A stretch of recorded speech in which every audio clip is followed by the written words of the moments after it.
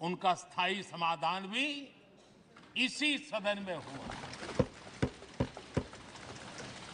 Article 370 ये सदन हमेशा हमेशा गर्व के साथ कहेगा इस सदन के कारण one nation one tax, one nation one tax, GST का निर्णय भी इसी सदन ने किया। One rank one pension, OROP, ये भी इसी सदन ने देखा। गरीबों के लिए 10% आरक्षण कोई विवाद के बिना पहली बार इस देश में करने में सफल रहे। आदरणीय अध्यक्ष जी, भारत के लोकतंत्र में तमाम उतार चढ़ाव हमने देखे हैं और ये सदन लोकतंत्र की ताकत है, लोकतंत्र की ताकत की साक्षी है, जन विश्वास का एक केंद्र बिंदु रहा है। इस सदन की विशेषता देखिए और दुनिया के लोगों को आज भी आश्चर्य होता है। यह सदन है जिसमें कभी 4 सांसद वाली पार्टी सत्ता में होती थी और 100 सदस्य वाली पार्टी विपक्ष में बैठती थी। ये भी सामर्थ्य इस सदन के लोकतंत्र की ताकत का परिचय कराता है। और यही सदन है जिसमें एक वोट से अटल जी की सरकार गई थी और लोकतंत्र की गरिमा को बढ़ाया था। ये भी इसी सदन में हुआ। आज अनेक छोटी छोटी रीजनल पार्टियों का प्रतिनिधित्व हमारे देश की विविधता को, हमारे देश के एस्पिरेशंस का एक प्रकार से वो आकर्षक केंद्र बिंदु बना है। आदरणीय अध्यक्ष जी, इस देश में 2 प्रधानमंत्री ऐसे रहे, मोरारजी भाई वीपी सिंह। एक प्रकार से कांग्रेस में जीवन खपाया था, लेकिन एंटी कांग्रेस गवर्नमेंट का नेतृत्व कर रहे थे। ये भी इसकी विशेषता थी। और हमारे नरसिम्हा राव जी, वो तो बिस्तरा गोल करके घर जाने की तैयारी कर रहे थे, निवृत्ति की घोषणा कर चुके थे। लेकिन यही लोकतंत्र की ताकत देखिए, सदन की ताकत देखिए, वो प्रधानमंत्री के रूप में 5 साल हमारी सेवा कर।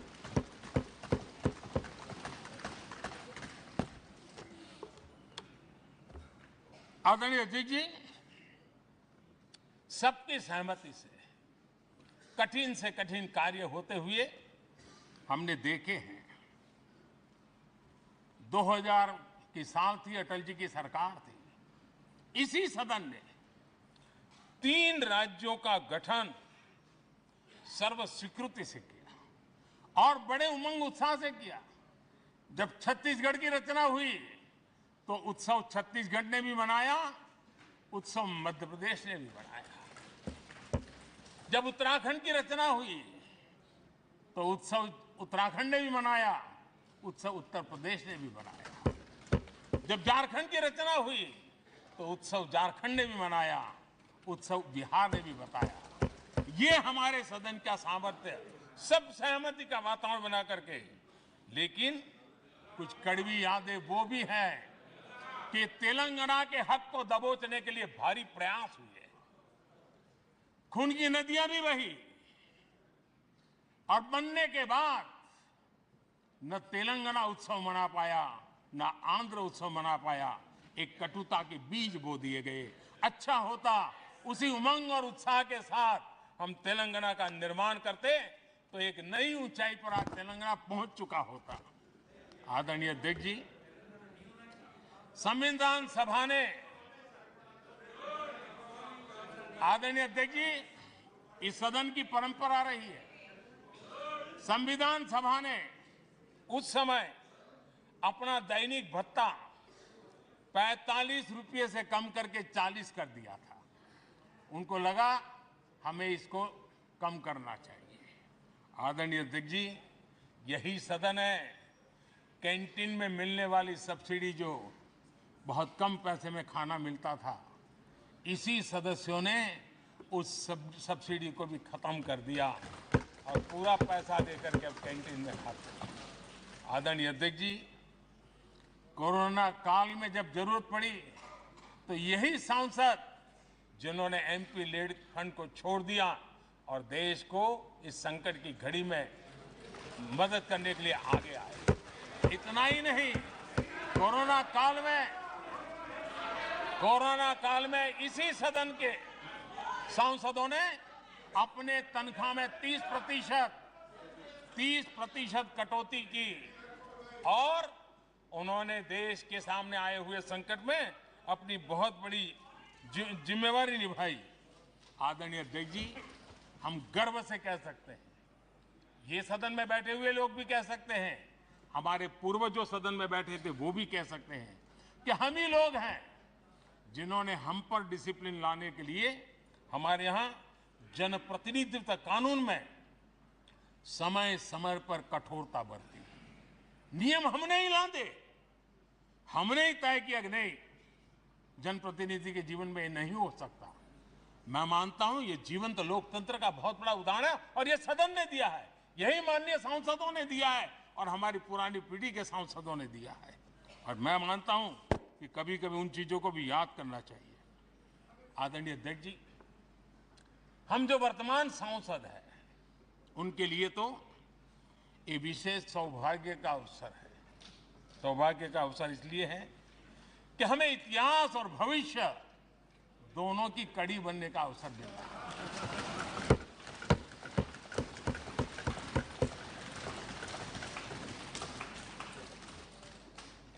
कल और आज से जुड़ने का हमें अवसर मिल रहा है और आने वाली कल निर्माण करने का एक नया विश्वास, नया उमंग, नए उत्साह के साथ हम यहां से विदाई लेने वाले हैं। आदरणीय अध्यक्ष महोदय, आज का दिवस सिर्फ और सिर्फ इस सदन के सभी 7,500 जनप्रतिनिधि रह चुके हैं उनके गौरवगान का पल है। इन दीवारों से हमने जो प्रेरणा पाई है, जो नया विश्वास पाया है, उसको लेकर जाने का है। बहुत सी बातें ऐसी थी जो सदन में हर किसी की ताली की हकदार थी, लेकिन शायद राजनीति उसमें भी आड़े आ रही है। नेहरू जी के योगदान का गौरवगान अगर इस सदन में होता है, कौन सदस्य होगा जिसको ताली बजाने का मन न कर जाए। लेकिन उसके बावजूद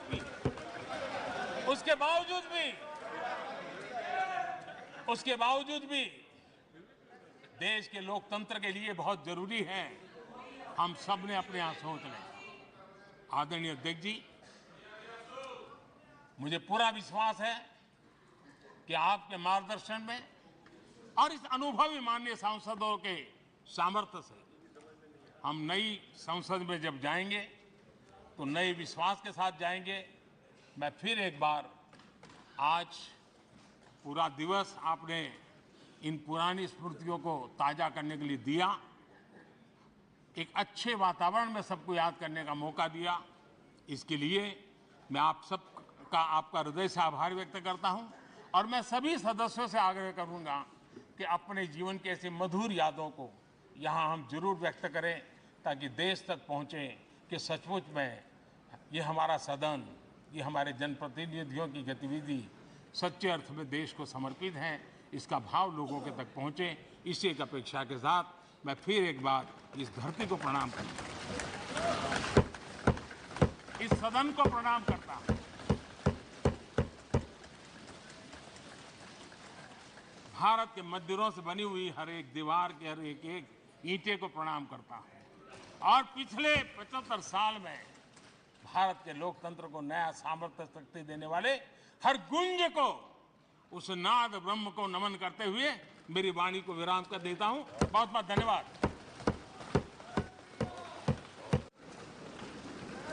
माननीय सदस्यगण, माननीय प्रधानमंत्री जी ने इस सदन की सीख, अनुभव, यहाँ की प्रेरणा, यहाँ की गूंज के बारे में व्यक्त किया है। मैं ये अपेक्षा करूँगा कि आज का दिन इसी तरीके से सकारात्मक वातावरण में हम चर्चा करें, सकारात्मक विषय रखें और जो कुछ भी यहाँ से सीखा है, हमारे पूर्वजों ने जो कुछ भी इस देश को, लोकतंत्र को दिया है, उसके बारे में सकारात्मक विचार रखें। आप सभी को बहुत बहुत धन्यवाद। अधीर रंजन चौधरी जी। प्रधानमंत्री को रहना चाहिए था, प्रधानमंत्री को उपस्थित रहना चाहिए था, हमारी बात भी सुन लें। ये क्या मर्यादा रही? I'm just coming. I'm just coming. Sir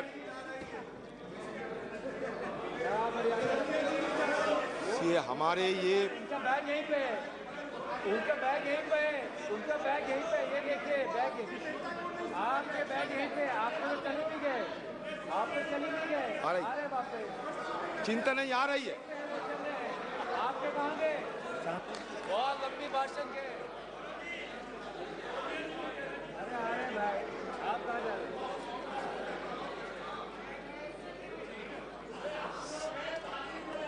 sir sir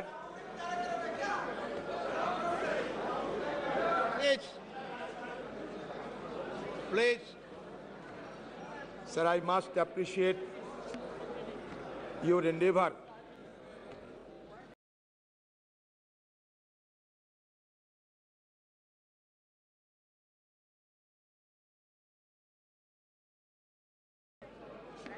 for to ventilate our views on the constitutional दिवस, संविधान दिवस।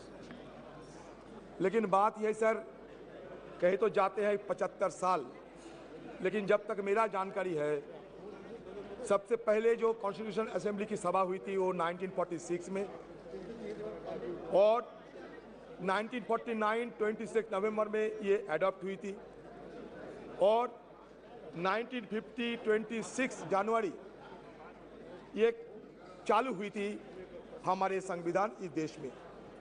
लेकिन आप कहां से 75 साल के अमृतकाल ये लाया गया, ये मुझे समझ में नहीं आते हैं सर। सही मायनों में जब ये सदन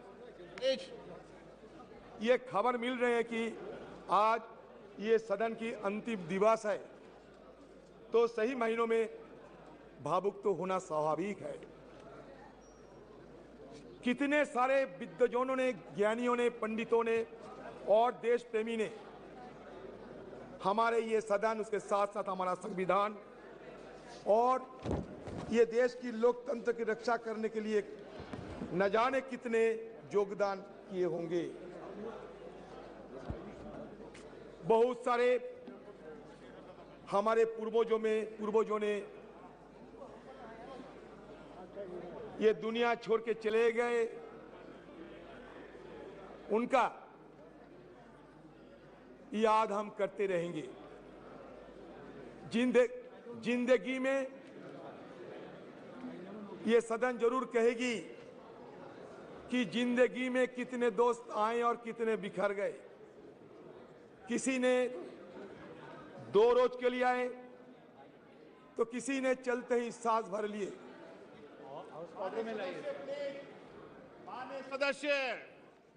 माननीय सदस्य प्लीज सिट डाउन। प्लीज माननीय सदस्य, नाम लेके पुकारूंगा, आप प्लीज बैठिए। माननीय सदस्य प्लीज बैठिए, बैठिए। सर कहे सर, जिंदगी में कितने दोस्त आए और कितने बिखर गए। किसी ने 2 रोज के लिए आए, किसी ने चलते ही सांस भर लिए। पर जिंदगी की दूसरा नाम है दरिया, वो तो बस बहते रहेंगे, चाहे रास्ते में फूल गिरे या पत्थर। उसी तरह हमारी ये सदन की कारवां ये भी चलते आ रहे हैं और आज भी ये चल रहे हैं। Sir, today I may come to that conclusion that this is the last day. Naturally, we are all present here to bid the adieu of our old building. Our magnificent building today singing a swan song, because tomorrow onward we will be shifting to a new parliamentary edifice. Sir, मैं शुरू में ये कहना चाहते हैं, मैं ज़्यादा समय तो नहीं है हम लोगों के लिए,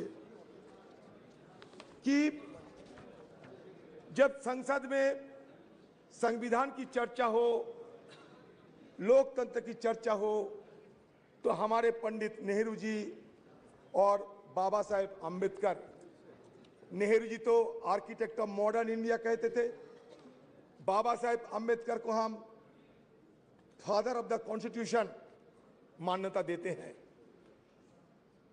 अच्छा लगा कि आज नेहरू जी के बारे में हमें भी मौका मिलेगा ये सदन में बात रखने की।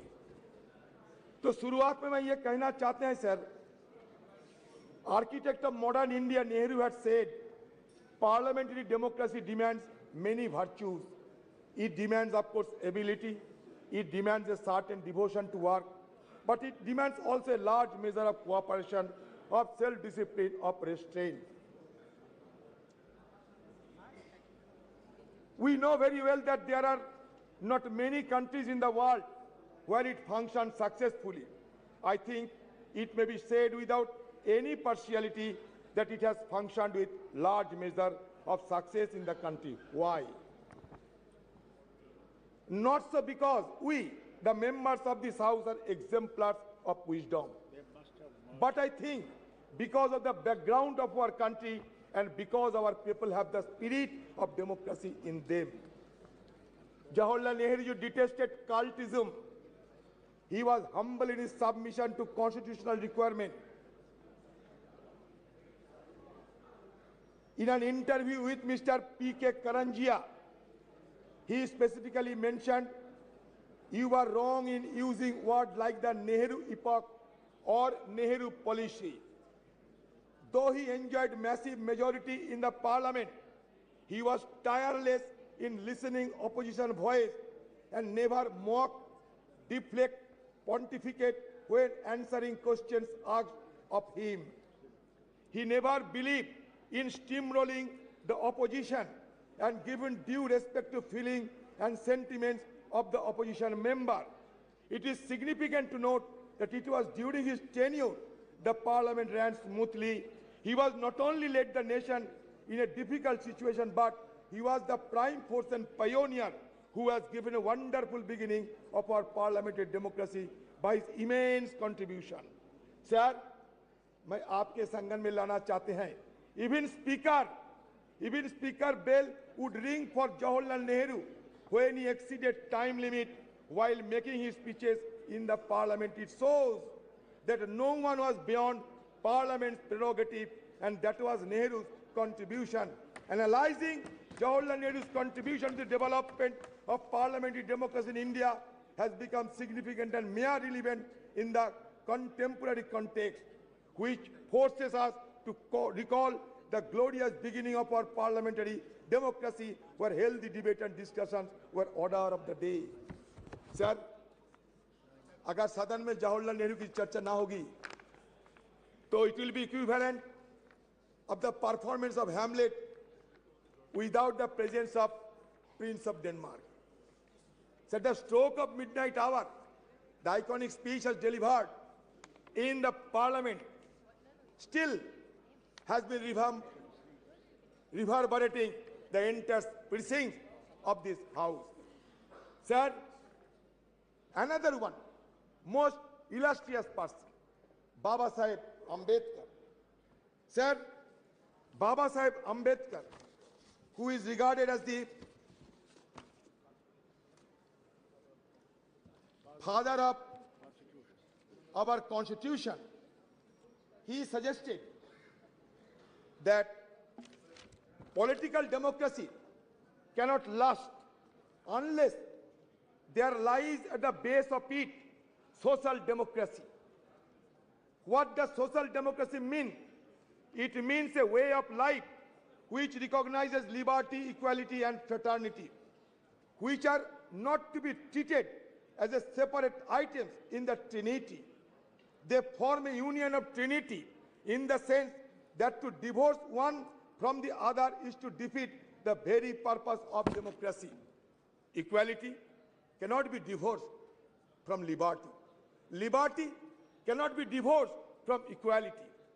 And or equality and liberty can be divorced from fraternity.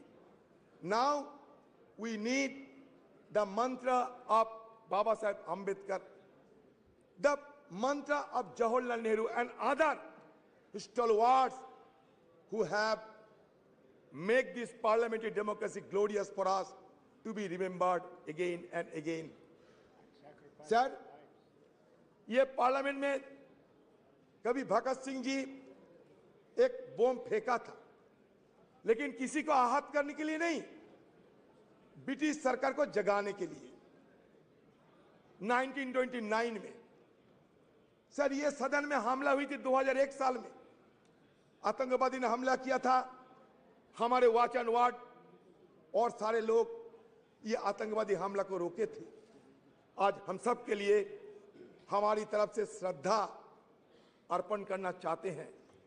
ये सदन के सारे मेंबरों के साथ साथ हमारे जितने स्टाफ है सर, ये मेहनत करते हुए आज इस सदन को इतना गरिमामय बनाया है।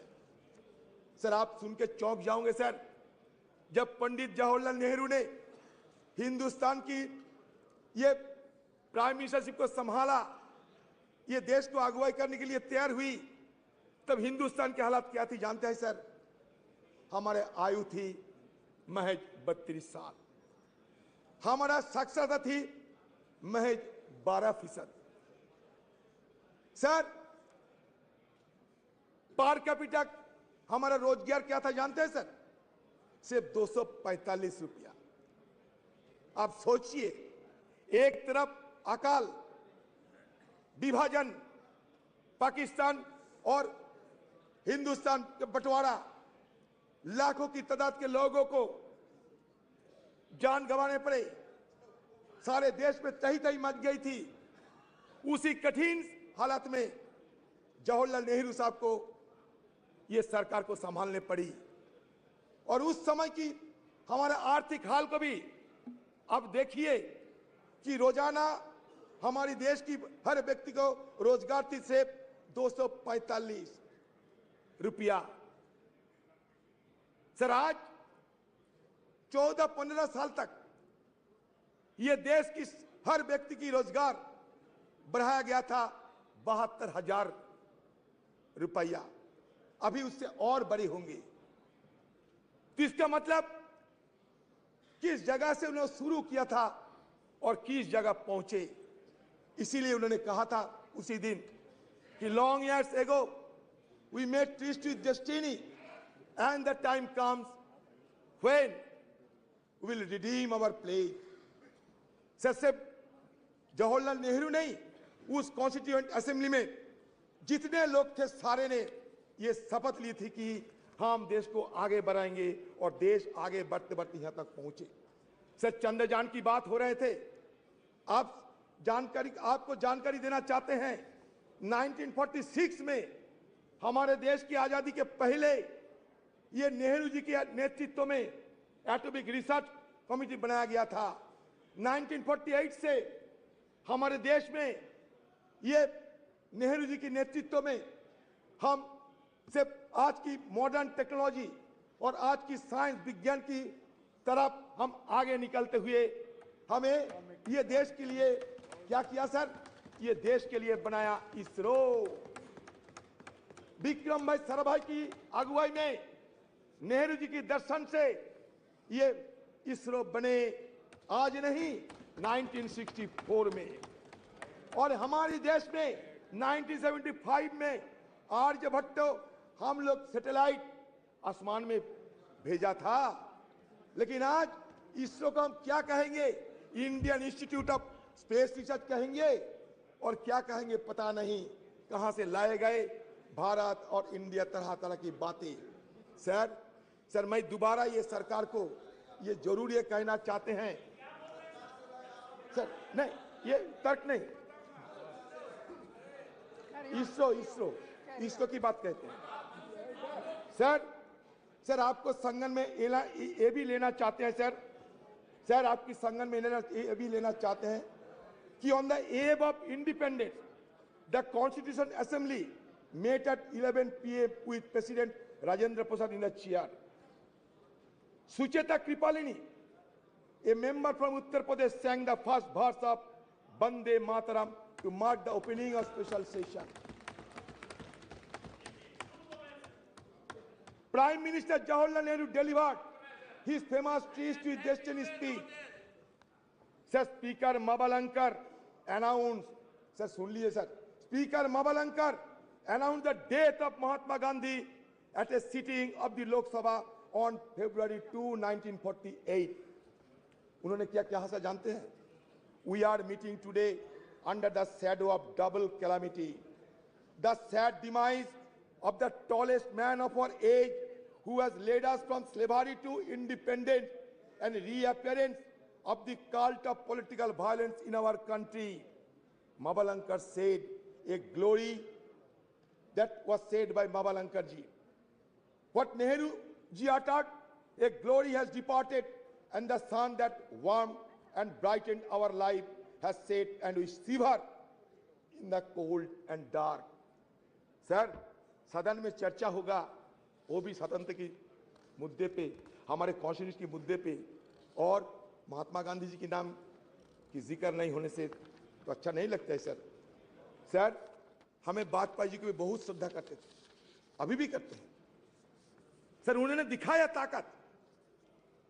1974 में इंदिरा जी पोखरान में एटॉमिक एक्सप्लोजन किए थे। सर, उस समय से विदेशों की ताकतों ने हमें कमजोर करने के लिए हर संभव प्रयास की, लेकिन अटल जी रुके नहीं। नरसिम्हा राव की जमाने में भी ये न्यूक्लियर एक्सप्लोजन करने के लिए सोचा गए थे, लेकिन इसको साकार किया अटल बिहारी वाजपेयी जी ने, और उसके साथ साथ ये भी संदेश दिया देश सारे दुनिया को कि नो फास्ट यूज पॉलिसी हम अपना रहे हैं। सर, उसके पहले हमारे खिलाफ सारे पाबंदी लगाए रहे थे, उसको हटाने के काम किसने किया था? हमारे मनमोहन सिंह जी, जिसको कहते थे कि मौन रहते हैं, उन्होंने मौन नहीं रही।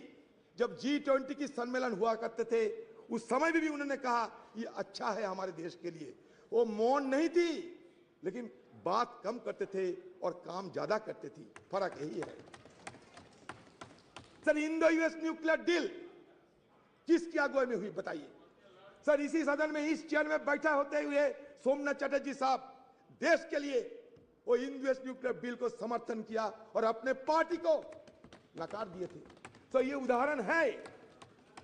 तो ये इंडो यूएस न्यूक्लियर डील अगर नहीं होते तो आज अमेरिका देश हमारे साथ इतना जुड़ाव ना दिखाते।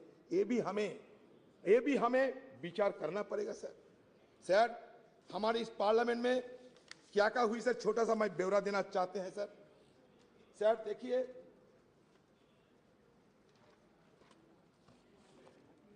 सर इस सदन में सर 1951 में रिप्रेजेंटेशन ऑफ पीपल्स एक्ट पारित हुई थी, to ensure that people are given the right to vote.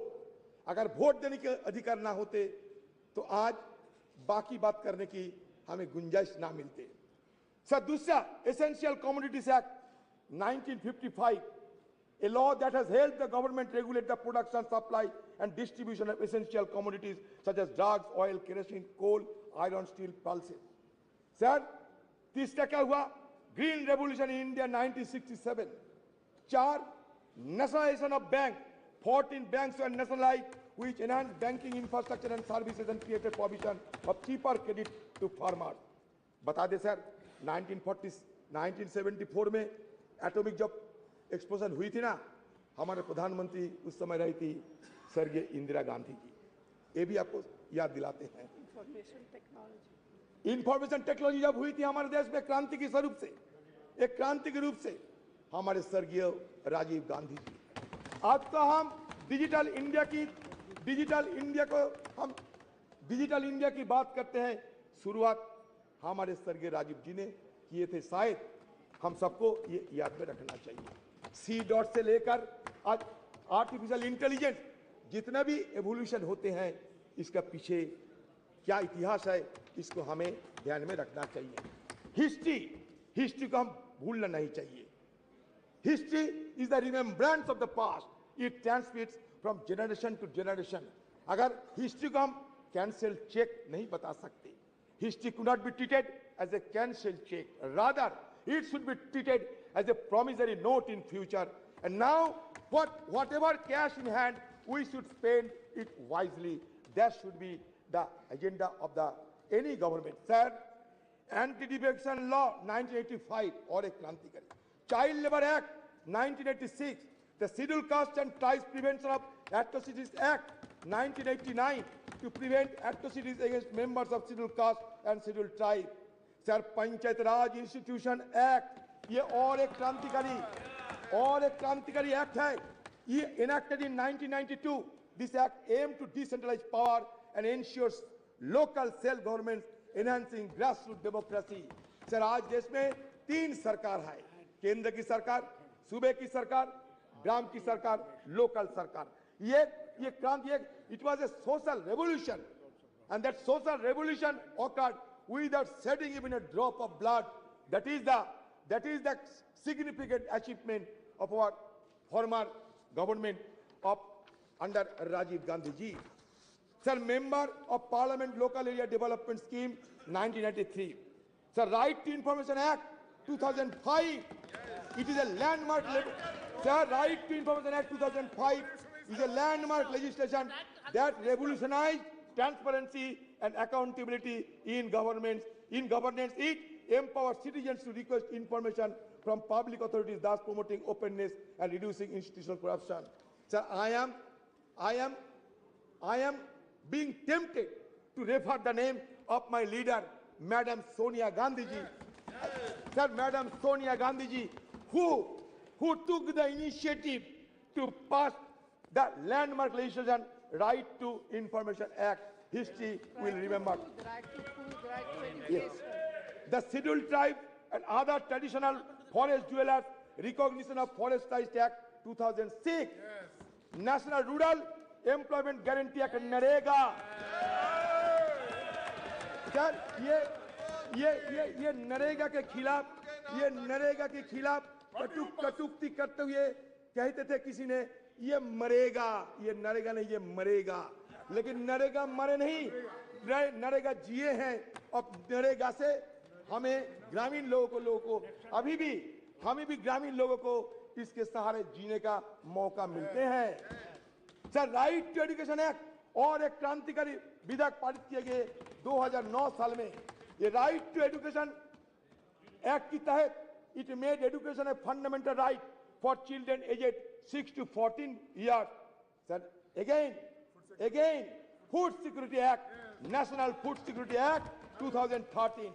The Food Security Act aims to provide subsidized food grant to large section of the population, ensuring food security. It sought to address malnutrition and hunger by guaranteeing access to essential food items. Sir, the issue is, sir, जानते हैं, गरीबी बढ़ रहे हैं. सारा देश में गरीबी बढ़ रहे हैं. सर, पॉवर्टी इंडेक्स में 117 की देश के अंदर हम 107 में आ गए. सर, कभी हमारे देश को देखते हुए ड्रेज और अमर्त्य सेन ने यह कहा था कि it looks like the island of California in a sea of sub Saharan country. इसलिए हमारा ये गरीबी को सबको चूकता है.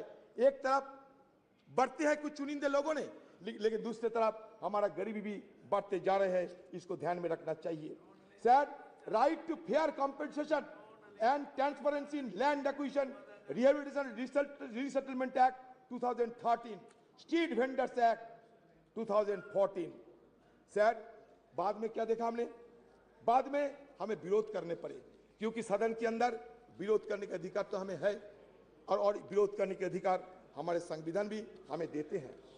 सर, यूएस न्यूक्लियर डील जब चर्चा होते थे, जब वोट ऑफ कॉन्फिडेंस हुआ था इस सदन में, तो कौन सा पार्टी कौन सा पक्ष में थे, शायद आपसे ज्यादा जानकारी है. मैं आज इसी शुभ एक अवसर पर किसी को और नहीं बोलना चाहते, लेकिन sir, demonetisation of currency note in 2016 हमने विरोध किया.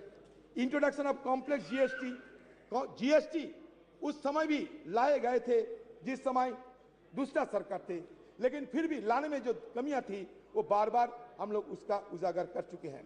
सर, हमें application of article 370 and flight of Kashmir, ये मुद्दे को भी हमें आलोचना जरूर की थी. कश्मीर हमारा अंग है, सर आज भी देखिए कश्मीर में हमारे फौजों को जान गंवाने पड़ती, इसमें तो यह साबित होते हैं उस दिन हमारी तरफ से जो शंका जाहिर किए थे वो शंका सही है। सर आज मैं ये चाहता हूं कि हमारे सदन के अंदर हमारे जो रणकुबड़े जो फौजों ने वहां जान गंवा रहे हैं उसके लिए कम से कम हम थोड़ा सा मौन व्रत करते थे, थोड़ा सा साइलेंस ऑब्जर्व करते थे, अच्छा होते सर। एक तरफ मणिपुर, दूसरी तरफ जम्मू कश्मीर जल तो रहे हैं दोनों, और हम जल तो रहे हैं, इसलिए हमें बहुत कुछ करना बाकी है।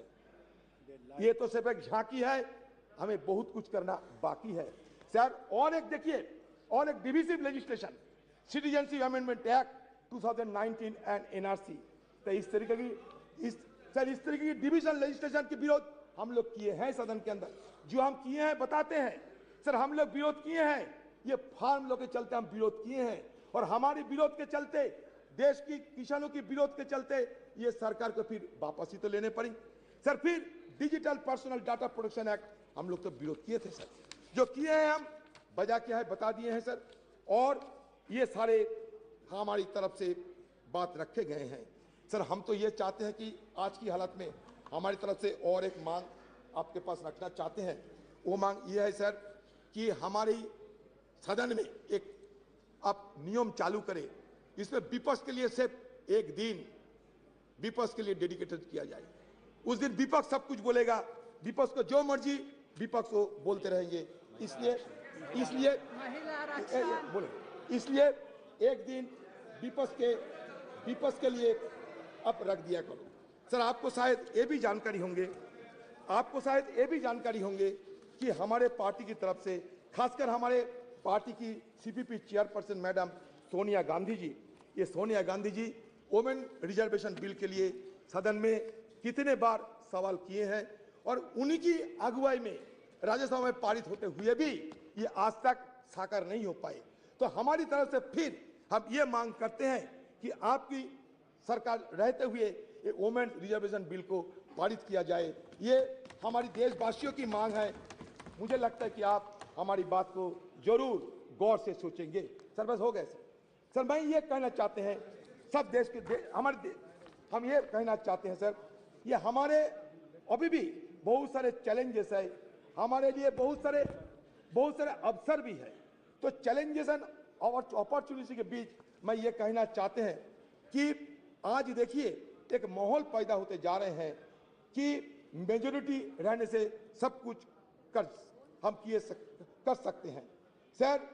There are fears of an ambition to establish a one party dictatorship, ये देश में एक माहौल पैदा हो रहे हैं।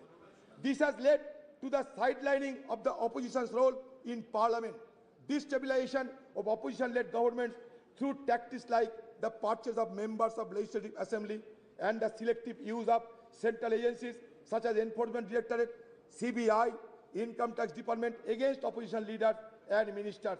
Furthermore, the devaluation of parliament and the erosion of parliamentary procedure have become particularly pronounced during the second term of this dispensation. No, that's true. In 2021, the Parliament convened for fewer than 50 days with minimal discussion on legislation and inadequate scrutiny of legislative bills. The decline in the referral of bills to standing committee is also notable, dropping from 60 to 70% during the previous government to only 22%. आपके लिए अच्छा होगा, ये हमारे deputy leader है, पूछिए ना sir. हो गया the first term of this government, a mere 13% in the second term. Additionally, the opposition has been denied the right to raise issues and press for vote during the legislative process, further undermining parliamentary norms. Sir, same is the status of Rajya Sabha. I don't know whether it will be allowed or not. Sir, India's transition, sir, मान के चलिए, India's transition from one-party dominant system to multi-party system, and more recently to a nascent one-party system under this regime has fundamentally altered the dynamics of engagement with Parliament. One positive aspect of parliamentary story is its representativeness. Initially in 1952, Parliament consisted mainly of lawyers associated with the freedom movement, and pre-independence legislative bodies. But now, scheduled caste, scheduled tribe, OBC, all have been included in the legislative mechanism. It's a very positive idea. Sir, मैं जानता हूं sir आपको थोड़ा जल्दबाजी है, मैंने आपने पहले ही बोल दिया था। सर मैं ये कहना चाहते हैं कि देखिए सर, ये हमारे देश, इसमें तरह तरह की बात तो किए जाते हैं, लेकिन सच तो ये है कि इंक्लूसिवनेस की बात होते हुए भी इंक्लूसिव नहीं है हमारे पार्लियामेंट। आप खुद देख लीजिए, नंबर देख लीजिए, माइनॉरिटी कम्युनिटी के लोगों को संख्या देख लीजिए और खुद तय कर लीजिए। मैं कुछ नहीं कहूंगा, आज कटुता हम नहीं चाहते। सर बात यह है कि सर ये हिंदुइज्म की अगर बात करें, ये हिंदुइज्म क्या होते हैं? हिंदुइज्म में 4 वेद है, मिलियंस ऑफ गॉड्स है, 18 उपनिषद है sir, 6 classical school of philosophy है सर, दो एपिक है। अच्छा ठीक है, अच्छा मान लिया आप अच्छा ठीक है, तो है तो that means what does it suggest? It suggests that plurality is the essence of our civilization. We may be a young nation, but certainly we can proud of old civilization. Sir, हमारे civilization क्या कहते हैं? Plurality की बात करते हैं। India as a nation or as a civilization is an unending celebration of pluralism. Sir, pluralism accommodates differences, and differences in turn embody, enact dissent. Sir ये हम कहना चाहते हैं, जब ये कहते हैं कि वसुधैव कुटुंबकम, मतलब क्या है? यही तो मतलब है, सबको चिंता को, सबकी भावना को शामिल करना चाहिए। सर हमारे सरकार कहिए, हमारे संस्कृति कहिए, ये संस्कृति में ये भी दोहरा गया है, अहंकारम बलम दर्पम क्रोधम। सर अहंकारम बलम दर्पम ये वर्जित किए हैं हमारे हिंदू धर्म। सर इसलिए मैं कहना चाहते हैं, अहंकार को छोड़ना चाहिए हम सबको। हो सकता है आपका बहुत सारी क्षमता हो सकता है आपको, कभी हमको, लेकिन इसको वर्जन करना चाहिए। अहंकारम बलम दर्पम क्रामम क्रोधम समस्थिता मम आत्मा सर्वदेहेषु प्रदो विष्णु अभ्यसुआ का मतलब क्या है?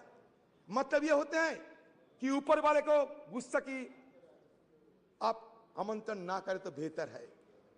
सर इसलिए आज जब सदन के अंतिम दिन है, मैं उस बुजुर्गों को स्मरण करते हैं जो हमारे बीच अभी नहीं है। हाँ सर,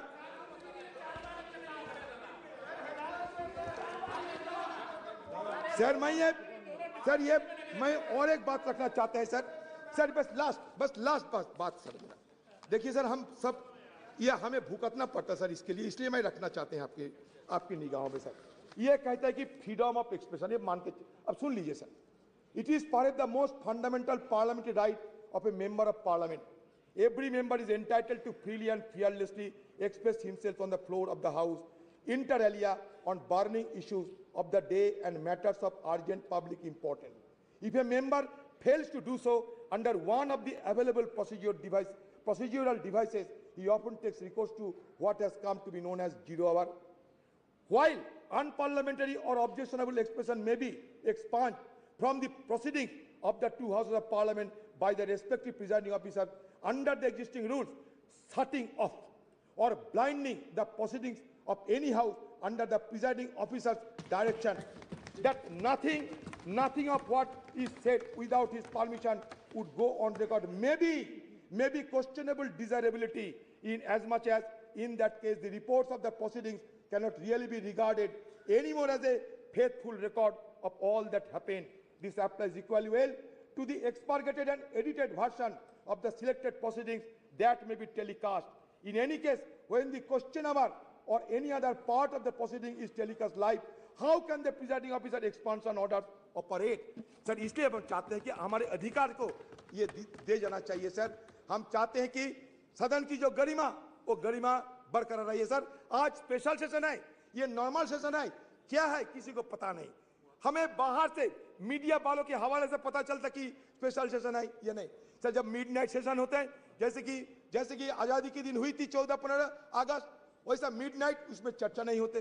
जैसे कि जीएसटी के लिए नरेंद्र मोदी जी किए थे, चर्चा नहीं होते, लेकिन बाकी स्पेशल सेशन में चर्चा होते। लेकिन इसके साथ साथ बाकी लेजिस्लेशन नहीं जा सकते, लेकिन यहाँ 8-9 सारे मुद्दे को आप शामिल किए हैं। पता नहीं इस तरीके की कैसे आप सदन को गरिमा को बरकरार रखेंगे। क्वेश्चन आवर में हमें शामिल होने का मौका नहीं है, 0 आवर उठाने का मौका नहीं है, फिर आप कहते हैं कि गणतंत्र की गरिमा को बजाय रखना चाहिए। सर ओल्ड से न्यू हम जाते हैं, ओल्ड को हम भूलना नहीं चाहते। Old is always gold. Sir there is a saying that old horse is best to ride, old horse is best to ride. Accordingly old house is best to बस। हम नया सदन में जाएंगे लेकिन पुराने को याद में रखेंगे।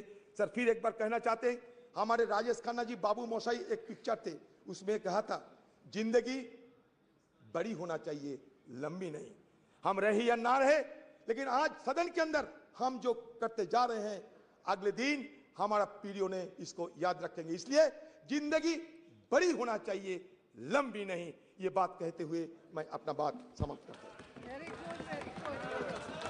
माननीय सदस्यगण, मुझे आपको सूचित करना है कि लोकसभा और राज्यसभा के सदस्यों का संयुक्त ग्रुप फोटोग्राफ, राज्यसभा सदस्यों के ग्रुप फोटोग्राफ और 7वीं लोकसभा के सदस्यों का ग्रुप फोटोग्राफ मंगलवार 19 सितंबर 2023 को 9:30 बजे संसद भवन के प्रांगण नंबर 1, द्वार संख्या 1, सेंट्रल हॉल के बीच में किया जाएगा। अतः मैं आपसे अनुरोध है कि ग्रुप फोटोग्राफ के लिए 19 सितंबर 2023 को पूर्वाह्न 9:15 पर उपस्थित स्थल पर पहुंचे, ऐसा मेरा आग्रह है। श्रीमान TR बालू साहब। Sir, from 1962 onwards, the DMK, now presided by the Honorable Chief Minister of Tamil Nadu, Dr. M.K. Stalin, has been part of all historical discussion in this House and also in the other House. Sir, though called this is the special session, there is nothing special about it. Just yet another session. The new Parliament building has been constructed at an enormous cost without a felt need. Money has been carved out by government when there is so much of financial crunch. Now Parliament House inaugurated with much fun and fair. But why the last session was not held? Was it due to any vastu consideration or any only today you could find the auspicious moment? More than auspicious time, what is needed is an auspicious agenda of business, which augurs well for the well-being of peace, progress, and happiness of 1.3 crore people. This session in new premises seems not to be a social session, but an emergency session, or to carry out certain urgent mission of the ruling party to fulfill certain ulterior objects only in violation of democratic norms. This sitting will take stock of India's journey as an independent nation. We got independence in 1947. The 75th year of celebration fell last year in 2022. We have already stepped into 76th year. If at all any special event has to take place of the long journey, it has been done, it should have been done last year itself. Okay, even accepting the while that we are commending our 75th year parliament. लेकिन हम जब अपनी बात रखने की कोशिश करते हैं, हम ये नहीं कि किसी से झगड़ा करना, डिस्टर्ब करना, शांति के साथ जब अपनी बात को नहीं रख सकते, तब लोग हमारे इरिटेट होते हैं कि हम इतनी कोशिश करके लोगों के मुद्दों को आपके सामने रखना चाहते हैं, मौका नहीं मिल रहा। ये होता है, किसी से दुश्मनी नहीं है, हम सब एक ही हैं, और सभी मिलके ही देश के भलाई में सोचते हैं। तरीके अलग अलग होंगे। सर, राज्यसभा में इस जगह बैठते थे तत्कालीन नेता विपक्ष अरुण जेटली ने 30 जनवरी 2011 को कहा था, संसद का काम है चर्चा करना, लेकिन कई मौकों पर जब मुद्दों का अनदेखी होती है तो अवरोध पैदा करना लोकतंत्र के हित में होता है। मैं और एक बार पढ़ूं सर, आगे पढ़ो। अच्छा, होती है, अवरोध पैदा करना लोकतंत्र के हित में होता है, लिहाजा संसदीय अवरोध को अलोकतांत्रिक नहीं कहा जाता, नहीं कहा जा सकता। तो ये उन्होंने जो सिखाया वही काम जब हमारे तरफ से होता है हमारे को ठोकते जाते हैं। तो सर, ये जो अवरोध पैदा करना लोकतंत्र के हित में होता है, लिहाजा संसदीय अवरोध को लोकतांत्रिक नहीं कहा जा सकता, ये उनकी बातें हैं। और मैं ये भी आपको कहूँगा कि उस हाउस में सुषमा स्वराज भी यही बात कही थी, संसद को न चलने देना भी अन्य तरीकों की तरह लोकतंत्र का एक रूप है। तो ये सारे चीज़ें वहीं से आए। और मैं आपसे ये विनंती करूँगा कि खास करके दिग्गज नेताओं को यहाँ पर जो उनके बारे में उनको जो समय देना चाहिए। और मैं और एक छोटी सी बात दो चार रख के मेरे भाषण को खत्म कर दूँ। विपक्षी नेताओं के कई प्रमुख तथ्यों को सत्ता पक्ष की मांग पर कार्रवाई से बाहर निकाला जाता है, और उसके लिए ही मैं आपको पहले आते ही विनंती किया, छोटी मोटी चीज़ें जब होती है, आप तो ऊपर हैं हम सबसे, हम नीचे हैं, तो हमारे ऊपर पहला हाथ आप ही का आता है, क्योंकि हम नीचे रहने से। तो ये जो है सर, आज तो आपका पूरा अटैक मेरे पर ही है। आप मूल मुद्दे से भटक गए। नहीं, आप खुद देखेंगे कि आपने क्या कहा है अब तक, विषय से बिल्कुल भटक गए सर, नहीं, दूर दूर तक चले गए साहब, ये तो समय और देश की जनता उम्मीद करती थी कि यहाँ से ऐसा मैसेज जाएगा कि आगे का रास्ता कैसे होगा। जैसे देखो साहब, एक सेकंड, आपने खड़गे जी कहा, कौन बोल रहे हैं? You must learn to be decorous. He has yielded. He has yielded. पहली बार सदन में कुछ डेकोरम हो रहा है तो परेशानी क्यों होनी चाहिए?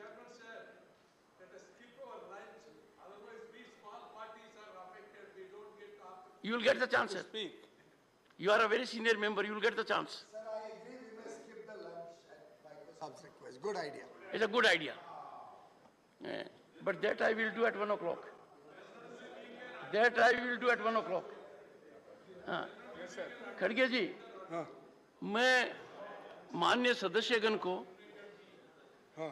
अपील करूंगा, और लगातार मैंने ये बात कही है और गहन चिंतन और मंथन के बाद कही है कि कब तक हम पास्ट प्रेसिडेंट को लेकर हाउस को डिस्टर्ब करते रहेंगे, कब तक हम डिस्टर्बेंस को जस्टिफाई करते रहेंगे। आप अंदाजा लगाइए खड़गे जी, मेरे पर क्या बीत रही होगी जब आप बोल रहे थे कि मुझे बोलने नहीं देते हो। मैं इतना आकलन करता हूं और दुखी होता हूं कि जहां पार्टिसिपेशन हो सकता था वहां आप लोग थे नहीं। मतलब आप अंदाजा लगाइए, if leader of the opposition would rise on this critical occasion to sanctify disturbance, disruption. आपने खुद कॉन्स्टिट्यूंट असेंबली को कोट किया है, वहां तो कभी नहीं हुआ। Jairam ji, this is not a good habit. finish. No, no, you are a victim of this habit. Don't have this habit. Don't have this habit. No, this is not a... When the Honorable LOP has yielded, why are you being super LOP? Because we want to listen. You can't be. He doesn't need assistance. We want to listen to him. No, no. You want to listen to him, but it is regulated by the chair. Otherwise, come and sit here and control it. Every time, I have no desire to sit there.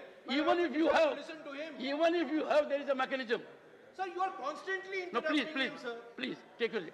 So, Manya Khadge ji, this is a rare historic occasion where after taking note of 75 years, we are required to unfold a vision for next 25, 50 years. Sir, exactly. I know it. I know it what he knows. And in the entire discourse, you are focused on two things, sir. I find it...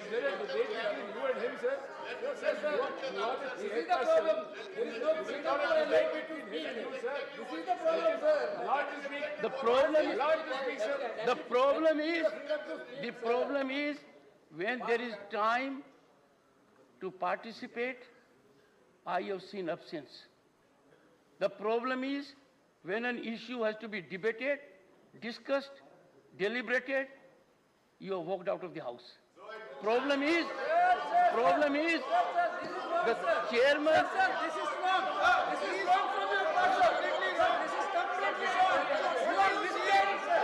You are misleading the house. Misleading, sir. Don't do that. You are misleading the house. Misleading the house. You are misleading the house. This is totally wrong. It's a very partisan attack. Remark from you, sir. Sit down, sit down, sit down. Sir, please I explain your have own said... statement. One second. I request you to One second. explain your own Jairam, statement. take it. Sir, please explain your own statement. Take it. You are misleading the house, sir. No, no. You are not debating here. Sir, you are not debating here. Sir, let him speak. Digvijaya ji, एक please. अरे आप बैठो यार। Sir, let him speak.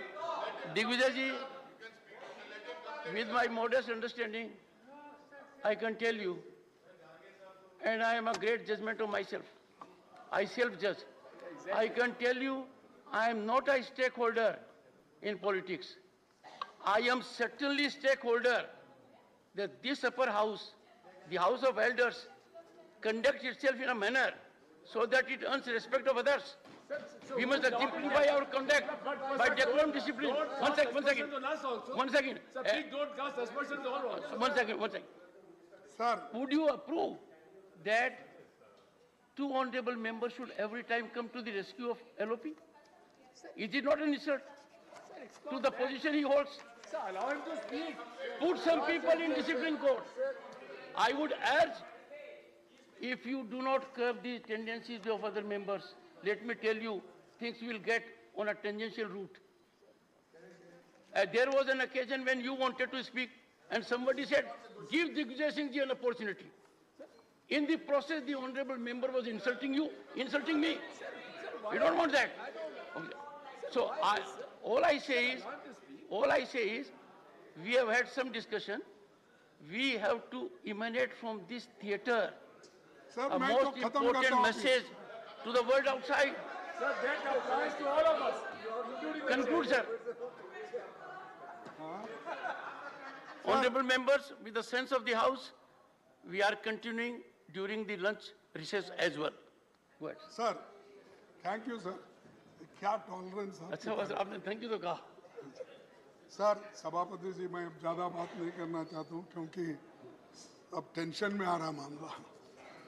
तो sir, हम बहुत दिन से ये कोशिश कर रहे हैं, सभी की इच्छा है कि महिला रिजर्वेशन का बिल आना चाहिए और महिलाओं को देना चाहिए जो ड्यू है।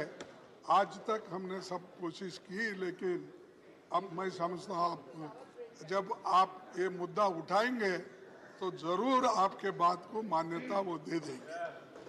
तो मैं ये आंकड़े इसलिए देता हूँ थोड़े से। सर, सभापति जी, दुनिया बदल गई है। इस समय राज्यसभा में 10% और लोकसभा में 14% महिला सांसद है। विधानसभाओं में महिलाओं की भागीदारी 10% है। 1952 में नेहरू जी के प्रधानमंत्री काल में पहली लोकसभा में केवल वो भी 5% सांसद महिलाएं थी, लेकिन 70 साल के बाद भी आज 14, 15, 10 के अंदर ही है महिला थी। तो अमेरिकी, मैं और भी आंकड़े देता हूं कि महिलाओं को दूसरी जगह भी ऐसा ही हो रहा है। अमेरिकी संसद में 2%, ब्रिटेन में 3% महिला सांसद थे। आज अमेरिका की संसद में 28% और ब्रिटेन में 33% महिला सांसद आज है। तो इसीलिए मैं आपसे गुजारिश करूंगा कि इस महिलाओं का जो बिल है इसको आप ये कर दीजिए। और दूसरी चीज, अनएम्प्लॉयमेंट की बात चल रही है कि क्योंकि इस 75 साल में हम जब बात करते हैं, इधर इधर अनएम्प्लॉयमेंट इतना बढ़ रहा है, इतना बढ़, 8 करोड़ लोग एजुकेटेड वो आज रास्ते पे है। और इन्फ्लेशन तो सब बढ़ रहा है, आपको मालूम है। वो कोई टमाटर डाल के आए तो आपने बहुत उसको डांटा, वो हकीकत थी 400 रुपये, 500 रुपये। शायद आप मकान में नहीं पूछे शायद कि आजकल टमाटर की, प्याज की, तेल की, दाल की क्या कीमत है। वो हिसाब आप नहीं पूछ रहे, क्योंकि पूरा जिम्मेदारी उनको वहाँ छोड़े और बाकी का जिम्मेदारी आप यहाँ लिए, इसीलिए ज़रा मुश्किल होगा उनका। लेकिन ये ज़रूरी है, इन्फ्लेशन कंट्रोल करना इम्पोर्टेंट है, नहीं तो डिस्ट्रॉय हो जाएगा डेमोक्रेसी। अनएम्प्लॉयमेंट अगर बढ़ती गई तो डेमोक्रेसी नहीं रहेगी।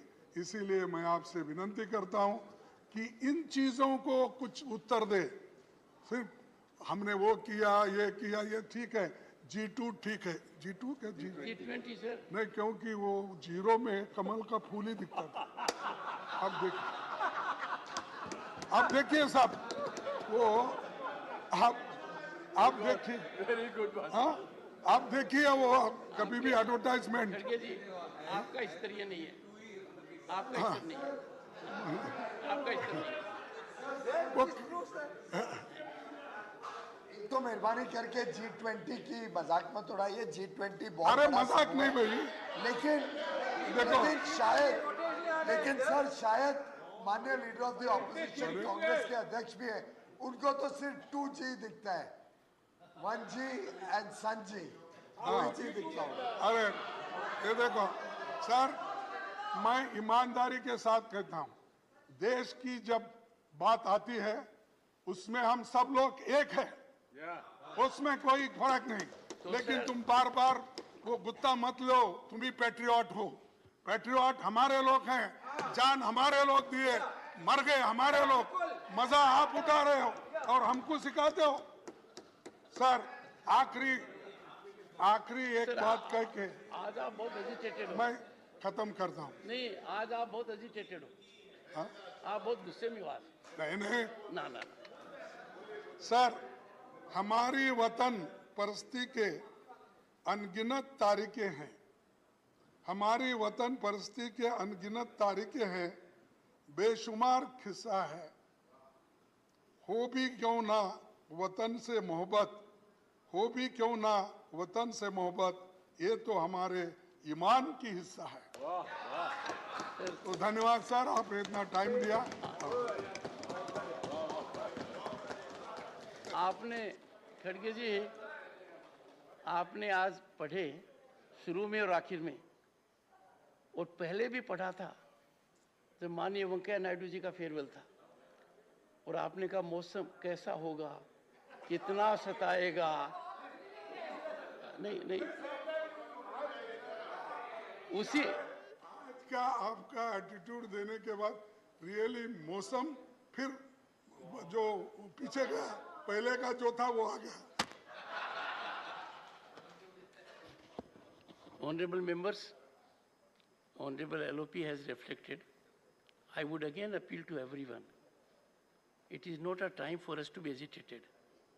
we have to send a message from this place how our Bharat will move for next several decades. And therefore, when we make light of certain things like G20, G20 can't be reduced to G2 and then Lotus.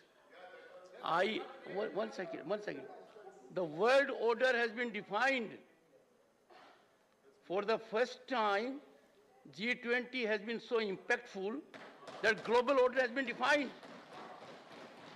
Inclusion of African Union is being globally applauded.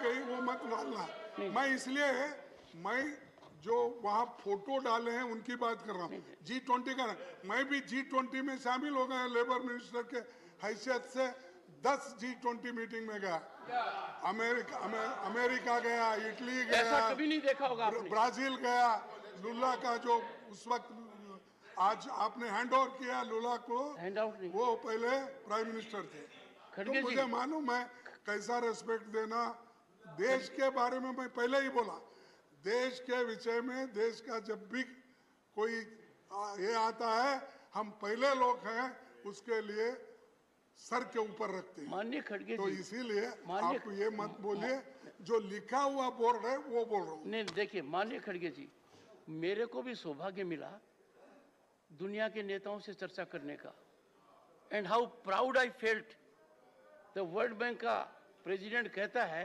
Our attainment in 6 years is something which can't be attained in 50 years. Shri Mohammad Nadimul Haq. Sir, thank you very much for giving me the chance to speak on this issue. 4 minutes. Time allotted. So thank you for limiting. Thank you for limiting me also, sir. Sir, the word federal is not mentioned in the Constitution even once. Yet, it is the spirit and soul of this country. Remember that this is not the House of Elders. It is the Council of States. Do not do anything that will hurt federalism. Do not do anything that will compromise the states. Do not assault federalism. Federalism is our nation's precious asset. So depriving the state of funds is a threat to democracy. Let me give you an example of my state, Bengal. Laborers who worked under Manrega from 2021 till now have not been paid their wages, amounting close to 4,000 crore rupees. If we include the non-wage component, the amount goes up to 7,000 crore rupees. Sir, Madam, 11 lakhs 36,000 beneficiaries have been denied the Gramin Awas Yojana. Under different schemes, the union government has blocked tens of thousands of crores to Bengal. This is not federal. This is against the states. 75 years ago, Dr. B.R. Ambedkar said, and I quote, "The Indian Constitution is a federal constitution in as much as it is established what may be called a dual polity, which will consist of the union at the center and the states at the periphery, each endowed with sovereign powers to be exercised in the field assigned to them respectively by the Constitution." Unquote. Remember that the double engine government that you propose is against the federalism that our founders envisioned for this country. It is against the very spirit of India. Sir, Madam, today in 2023, I quote Arundhati Rai, and I quote, "It is no longer just our leaders that we must fear, but a whole section of the population. The banality of evil The normalization of evil is now manifest in our streets, in our classrooms, in very many public spaces. The mainstream press, the hundreds of 24-hour news channels have been harnessed to the cause of fascist majoritarianism. India's constitution has been effectively set aside. The penal code is being rewritten. Unquote. Madam, in conclusion, I must say that India's equilibrium depends on fair play. Do not penalize those states that have done better in successful implementation of schemes, but oppose you politically. Political parties come and go. Prime ministers will come and go. But India, its parliament and its constitution will remain forever. Thank you very much.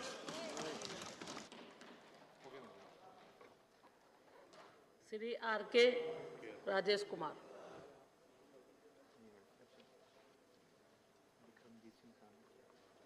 Vikramjit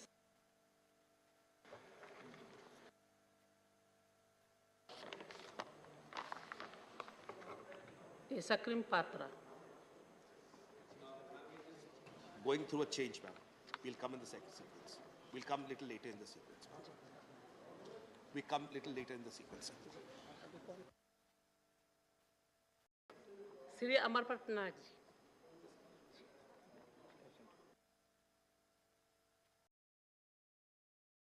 S.K. Niranjan Reddy. क्या?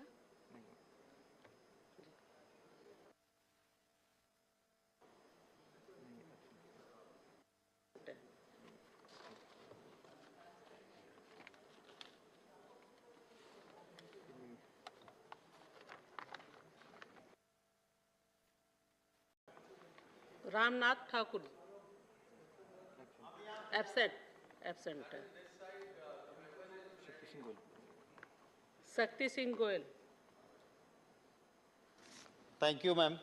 Sir क्या lunch कर? मैं आज ये बात करना चाहूँगा कि हम जिस तरह से संसदीय परंपराओं की, प्रोसीजर की, पार्लियामेंट्री प्रोसीजर की बात करते हैं, तब मैं तो गुजरात से आता हूं, जब first speaker of Lok Sabha Ganesh Vasudev Mavalankar ji, जिसे मावलंकर दादा के नाम से पहचाना जाता था, वो उस थे महाराष्ट्र से, पर कर्मभूमि गुजरात की होने के नाते गुजरात में एक बहुत बढ़िया परंपराएं वहां बनी, और उसी को चलते देखते हुए आज जब मुझे यहां बात करना है, तब मैं सबसे पहले तो यही कहूंगा कि भवन बदलने से कुछ नहीं होगा, दिल की भावना बदलनी चाहिए। इन परंपराओं को ठीक करने के लिए जो काम हमें करना चाहिए, उसकी आज जरूरत है।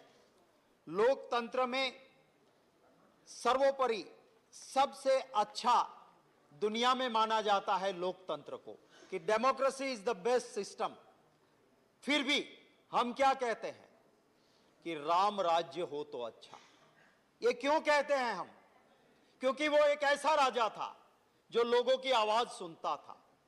एक धोबी की आवाज निकली प्रशासक के खिलाफ, राजा के खिलाफ, तो राजा ने उसको देशद्रोही नहीं माना।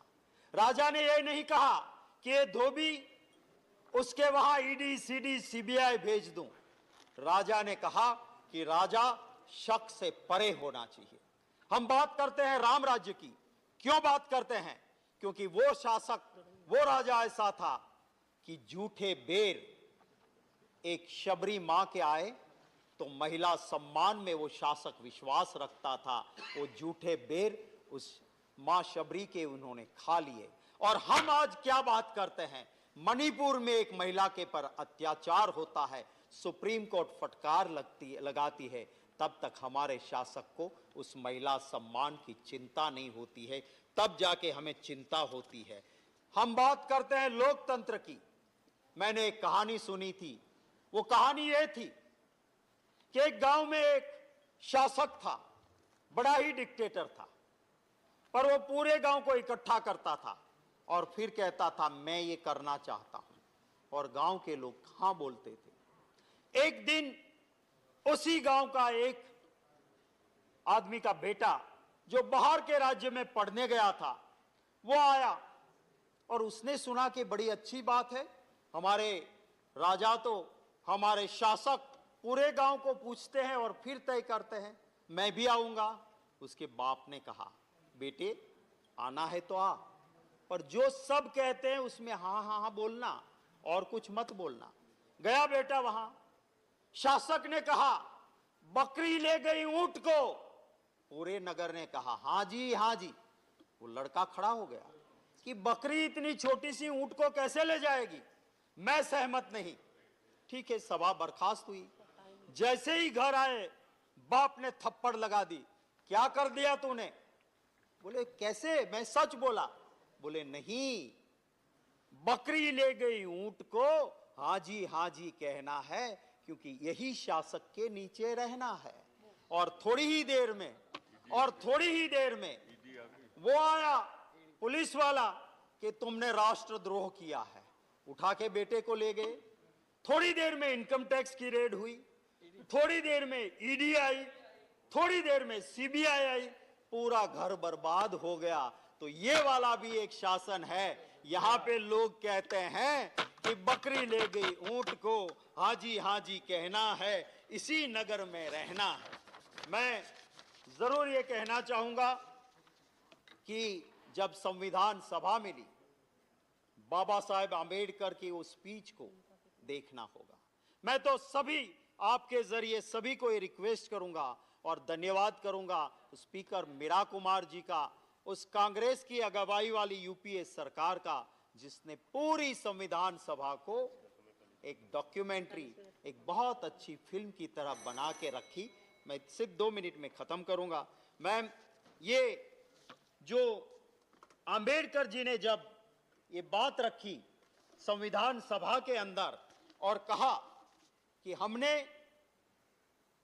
जब ये संविधान सभा शुरू की, मैं मेंबर बन के आया था ये समझ के कि कुछ दलितों की 2 बात कर लूंगा।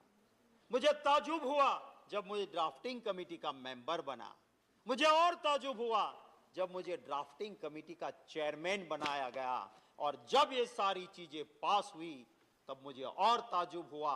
पर मैं इन सब चीज के लिए इंडियन नेशनल कांग्रेस पार्टी के डिसिप्लिन को मानता हूं, उसको श्रेय देता हूं। और एक ही लाइन में बात खत्म करता हूं कि जब ये कहते हैं नेहरू जी के लिए, मैं कहता हूं कि अटल बिहारी वाजपेयी जी ने पार्लियामेंट के अंदर जो लफ्ज नेहरू जी के लिए कहे थे, कम से कम उसको एक बार पढ़ लेना, उसको एक बार दिल से लगा लेना। वो बोलने वाले विपक्ष के नेता थे वाजपेयी जी, जिन्होंने कहा था नेहरू जी के लिए, उसको कम से कम याद कर लेना। तो फिर आपको नेहरू जी के खिलाफ बोलने की कभी भी दिल से इच्छा नहीं होगी। मुख्तर सी जिंदगी है, अजीब अफसाने हैं, यहाँ तीर भी चलाने हैं और परिंदे भी बचाने हैं, वक्त की पाबंदी है। इसलिए लंबी बात नहीं करते हुए मेरी बात को यहीं खत्म करता हूँ। Doctor M.K. थम्मेतुरई। Madam Deputy Chairman, 3 minute है आपका। I rise to participate. 3 minute. 3 minutes I can, what can I say? I don't know. Madam, as some members expressed, this is not a elder's house. This is a Rajya Sabha. Representing the state's representatives, we are come over here. To see the federalism has to be established. That is the history. For that only this house is there. I served as 5 times Lok Sabha member there, and also 2 times Deputy Speaker of Lok Sabha and presiding officer, also 15 years I done that. That the history is there. I want to say, sir, first of all, madam, in this house, our founder, Dravidian party leader, Per Anna, came here and sat in this house. He fought, he's a single member at the time, Dravidian party came at the time. Then 2 Lok Sabha members at the time. Now, afterwards, the development took different way. My leader, Purachitalavi Amma, created history, Indian history, bringing 50 members of the parliament, 37 member Lok Sabha member, 13 Rajya Sabha members, like that 50 members we have developed in this history. In the parliament, 37 Lok Sabha member, the highest number we got the Dividend Party, then 13 members here Rajya Sabha, that total 50 members we started. When we Anna started by number 1 and took, like that history took place. Madam, when Anna was here, he fought for the federalism under the language issue. Because here the language is one of the important issues we are discussing. Every time the federalism is not respecting the regionalism, especially for Tamil Nadu, we are all fight for our language. Where Anna said, we want Tamil has to be made as the official language of this country. That is the spirit of the thing. Not only Tamil, whatever the 8 scheduled languages, all the language must be the national language of this country. That is what he raised here. We don't know what he is going to implement and going to achieve.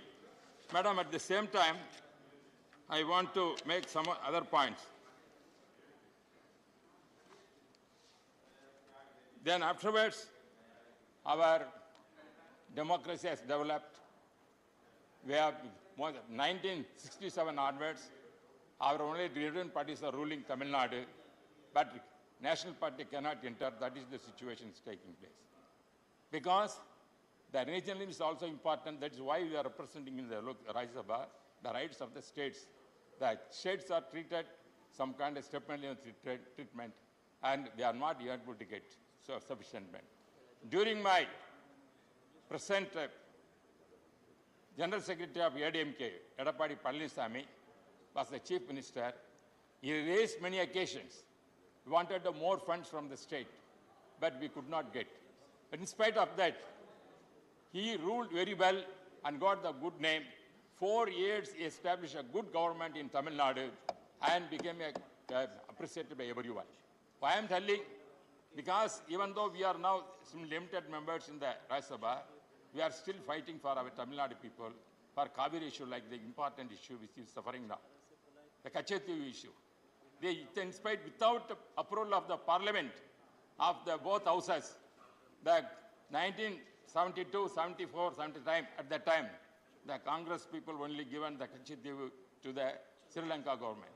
Still, it is part of our India. It is not approved by this parliament. We are fighting for that. ADMK is fighting for that. Our Amma, I went to the Supreme Court and filed at the time. This Kachethi is a part of our India because our Tamil fishermen is suffering that. There are this kind of rights we have to fight, and this history we are going fighting, madam. Madam, and also, apart from that, now we are facing so many problems, but the parliament also raised regarding, for example, take a pandemic situation. At that time, we all united together how to solve this problem. Our Prime Minister, Narendra Modi ji, successfully has done so many wonderful things. And also state government, Edappadi Palaniswamy, during this period, he implemented a lot of schemes to save the people of India. Because central government also gave a lot of assistance to the state government at this, cooperated with us. With the help of our Honorable Prime Minister Narendra Modi ji and Edappadi Palaniswamy, done excellent work at that time as a democratic way, because the history shows how the parliament is functioning and how we are playing the game for the welfare of the people. Therefore, even though the building is, we are seeing that sometimes they say it is built by British people. It is not. It is our Indian property we are having here. Even though we were moving from this building to another building, the site is also on the same area where the British people established our building. It is not somewhere not removed from this place to any other place. Therefore, convenience sake only we are moving to that place. I am appreciating our Modi ji has come forward to establish a new building to accommodate more members and also with the good facilities. For that, we are going to move that building, not any other sense. Therefore, democracy in the 75 years, we have come a journey, we have so much journey, so many obstacles we had, so many times we have tried so many issues in the parliament also. At the same time, madam, I am very grateful that you have given sufficient time also. But still I am insisting that federalism must be protected and giving the more rights to the states, not only Tamil Nadu, other states also. And also a request, whatever Anna raised the issue, make all Tamil my language and other Telugu and other Malayalam and other Marathi, other all languages, especially the official language of the country. That is the spirit we have to see for whatever we got for freedom. This is the highest of our parliamentary system. In the journey, we are risking to respect the states and culture of the various states, where Narendra Modi ji always praising Tamil and other things. Same way, we are requesting the parliament has come forward to see that the languages, all the languages of the 8th schedule must be said, languages of the national, that is one of the things. That is the spirit of the democracy and also federalism. That is the parliament which we have to make the thing. Once again, I thank my leader, MGR, President MGR, sent me the parliament and has made him a deputy speaker at that time. Rajiv Gandhi was at that time prime minister. Afterwards, Amma made me the central minister in Vajpayee government. And afterwards, and Modi ji and also Amma made me deputy. So once again, 2014. And this kind of experience I had made throughout life, had the opportunity to serve this parliament, and hope that this spirit of the parliament democratic system has continued. We know because whatever the opposition people raised in democracy, there must be some kind of opposition will be there. The ruling party also, they want to say, implement their programs. Therefore, both has to come together. There must not be any difference between them. Because government, the ruling party has to say to implement, that is why they elected, they have to implement program. Opposing and raise it as a discussion, must not disturb the things. Therefore, this kind of democracy has to continue.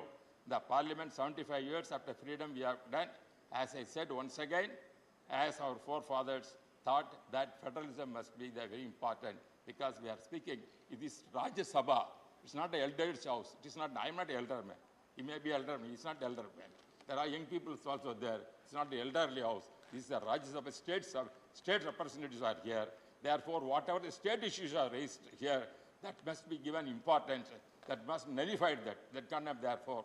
And second, thank my leaders, President MGR and President Amma, Yadapadi Palaniswamy, my General Secretary has sent me to the Rajya Sabha as a member. I once again thank all my leaders to have the opportunity. Thank you very much. Shri K. Keshav Rao. How much time you want to give me, madam? 12 minutes. 5 minutes?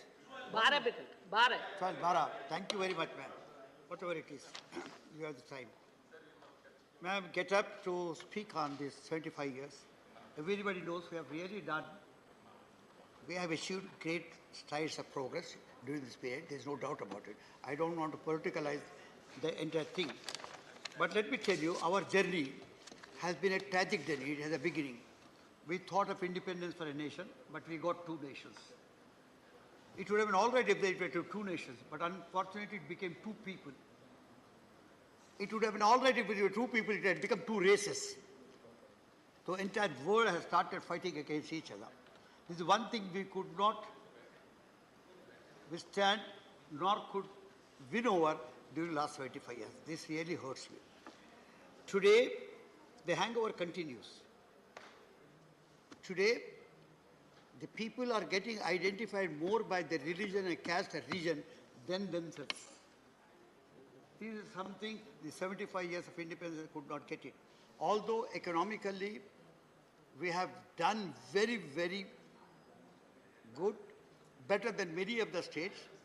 We are fast-growing nation. But this kind of divide that we still have, which the British took advantage at one time to differentiate those two people, the Hindus and Muslims, that was the divide they depended on, and is still continuing. Its shadows are still lengthening. This is something which really hurts us today when we are standing to gain out of it. Madam, to really speak, it is not 47, it is 1930 where the Congress party declared itself as an independence and passed a resolution, and there were all over the country the celebrations of independence at that time. Anyhow, whatever it is. But we did not have at that time, when we had partition, and when Nehru went to give his stirring speech of Tryst with Destiny, where he had said, we had promised us to keep, not if totally, at least substantially. And we have really done substantially well during the past 25 years. I'm not talking about these 10 years. Even these 10 years you also might have done good. This morning we were hearing a statement made by the chairman, a resolution, I don't know in what kind it came, but it did come. It spoke very well. The wording was good. I only hope that we followed it in our country to give rise to the people's voice as you want to do it internationally, when you want all the 125 countries to do it. This should have been really good, ma'am. That is the feeling one carries along. Madam, when we think of Nehru's speech, there is some guffaw in that. Nehru, after this speech, went to give his list of ministers to Governor General. You know, he went and gave an envelope, an empty envelope. There were no paper at all inside. There were no names of the ministers. It was only 15 minutes before the real swearing in that they found the paper and found. Why I'm mentioning this is, please look at the kind of polity we had at that time. It might be Gandhiji who said, we got independence for the nation, not to the Congress. We had in that cabinet, we had people who were adversarially opposed to Congress. Absolutely, who had aversion. Who did not participate in the freedom struggle at all, 3 of them. But yet, Nehru did not have any scruples, any reservations in including them. I'm taking Ambedkar or Shyam Prasad Mukherjee, who were against the Congress and who were against the movement. They were supporting the rulers at that particular time. I'm not trying to please diminish or dilute the importance, but I'm telling you the kind of mind we had, the broad mind that time government had. It wanted to take all people, it wanted to be inclusive. That, as I said, is being lost today. In the name of, you call Hindutva, whatever it is, today majoritarianism has come as a mass mobilization movement, which is wrong. We have never thought of majoritarianism of Hindus. We knew it had 82% of people, but today it has become a mass movement. That also is something which we must still fight for. So, as I said, it was Sen who said, Amrita Sen who said, Hindutva movement that seeks to convert the religion of the majority in an identity of mass mobilization.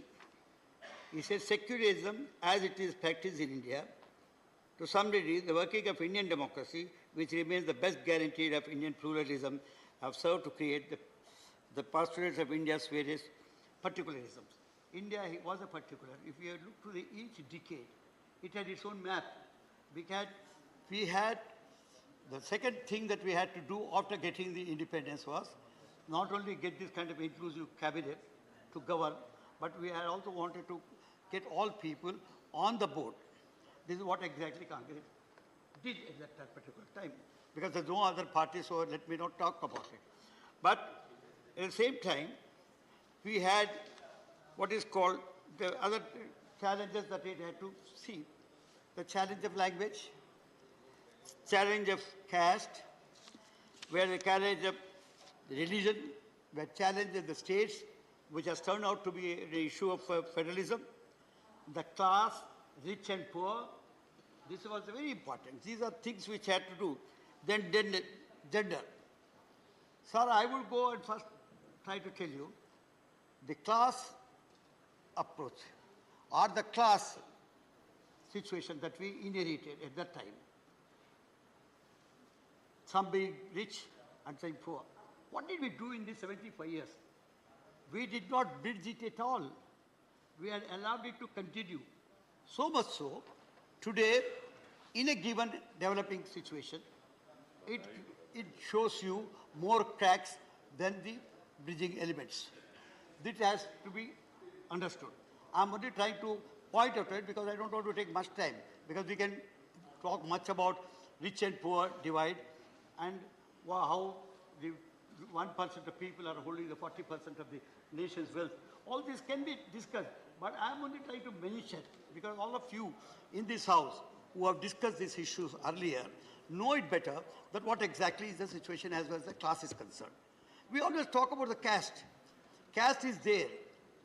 The Varna system that we have inherited is something which is a debase, which is an insult to a nation. Yesterday I was trying to raise in the leaders opposition meeting something about Sanatana Dharma. Because I'm a student of Hindu philosophy. Let people sitting that side know that you are not the monopolist of the Hindu philosophy. Because Hinduism is some word which came only in the 6th century. All right, let us forget. When we talk about Sanatana, I'm talking to because the Constitution speaks about it. The Constitution, its preamble, ensures, although it did not use the word secular, it said, when it said about equality of religions, it talked about secularism. But I should congratulate again later this government, this nation, for bringing the 42nd Amendment, wherein they made it specific, a secular, a socialist secular nation. These were the two things which were missing, although they were practicing. This nation was essentially a socialist nation. We must understand at least 64% of people were really poor. 36 below the party line. At the word socialist meant the equidistribution of the nation's wealth. This exactly we realized, and we brought in an amendment to the Constitution itself in its preamble. This is another great achievement that we have done. Having brought that, did we do anything? Did we walk the talk? We did not. The system did not allow. Today, unfortunately, when we are trying to talk about 75 years of journey, I tell you for the last 10 or 12 years or even 15 years, let me say 91, when we thought of liberalism, even we had given, if not total goodbye, we have started diluting the importance of looking to poor and looking to the development from the socialistic angle. We had a socialistic view from the awardee session, when Congress moved the social pattern of society. Even Communist Party had to close down their shutters, because you do everything that the nation wanted ideologically came from them. And all of us who were in the schools in those days, I'm a witness to this 75 years journey, sir. Because I'm today 84, but I have seen this 75 years journey. At the time when the awarding session came, as a socialistic pattern of society, it was not, we did not talk about socialism as such, because there was a crisis at that particular time. This is a part of 75 years journey. We must understand, great debate went on. Whether we should go totally on the Russian model, or should have a socialism of our own, because Raman Royaji and other socialists in this country thought that socialism can be caught for the Indian ethos. Be confused by this kind of, if not dichotomy, a discourse, schism, Panditji thought we'll say same thing, but as a pattern of society. But he committed the society to develop on the basis of socialistic ethos. When he said this has come. So the third thing that we have achieved, great thing, was during the VP Singh's time. When VP Singh came, the Mandal issue was there earlier. The reservation to BCs was there in the Congress session. I was a minister during the Congress regime. We knew that we brought in 15% to 25% in states, but yet accepting it at the national level as these people whom you under Varna system considered as something lower, I would not like to take, because I resist the very word Varna. So, VP Singh is the one person who has brought this. This is something goes to the credit and goes as a feather in the cap of the Indian achievements. Sir, then we come to one unfortunate part. Is time over? Yeah, 12 minutes. Sir, we come to the part of religion. Today, as I said earlier, today we are trying to be identified more by our religion rather than by our nation. Mussolini, the great Italian writer, said, Italy we got, but Italians we not yet got it. Not that Nehru is the person who has made all of this. We were idiots. They were cynics at the time when we got our independence, like Secchi, like Churchill, like Kipling, many Dubé, who are not, name them, you get them. All of them thought that India will not be able to sustain democracy at all. It will go back to the age of barbarism, age of privation of the middle classes, and this kind of thing. But India not only sustained, not only democracy lived, but lived so well that other nations are looking to us for democracy. It is because we had a democratic tradition from the millennia. In Maurya's time, we had done republics, something like 260 republics in the Mauryan Empire. What we talk today as caste was a jati at that time. We had something like 3,000 jatis at that time. But there was no kind of clash as we find today. This is how we have not been able to manage. This is a recent phenomenon. Let me also tell you. We had real communal tension, we had a communal violence, but at present it has become some kind of pride. As I said, majoritism has become an issue for mass movement, mass mobilization. So once it comes, please conclude. It really troubles you most. Sir, I come to Hinduism, I'm not trying to take on the fundamental Hinduism, because there's nothing like fundamentalism at all in Hinduism. Take it from me. Hinduism is a way of life. Anything that transcends time and space is called truth. What you say today, if after 100 years people believe the same thing, and anywhere else in the world is the same thing, it remains a truth. That is, Gandhi reduced very aspect of God as a concept and said truth is God. This is what Hinduism is all about. It is only because, not because I should believe in Rama or I should believe in Krishna. Just now, the ADMK man was telling me, in Madras we had a movement, we totally opposed it. Today we have people who don't believe. If Hinduism is all that big, there wouldn't have been a need for Judaism. If Judaism is all that big, there wouldn't have been a need for Christianity. If Christianity is all that big, there wouldn't have been a need for the Islam. If Islam is all that big, there wouldn't have been a need for the Sikhism. So all this come time and space, take it. They include truth. That is what exactly Hinduism has done. I consider this as one of the greatest thought processes. Hinduism is one of the great thought processes which takes everybody to. I have a Charvaka in me. If I believe in God, I'm a Hindu, sir. Your time is over. If I don't believe in God, I'm Charvaka, sir. I'm a Hindu, sir. If I believe in somebody who reads a good, I'm a Buddha, I'm a Hindu, sir. If I'm Jaina, all of you are the Buddha, sir. Karnataka yesterday,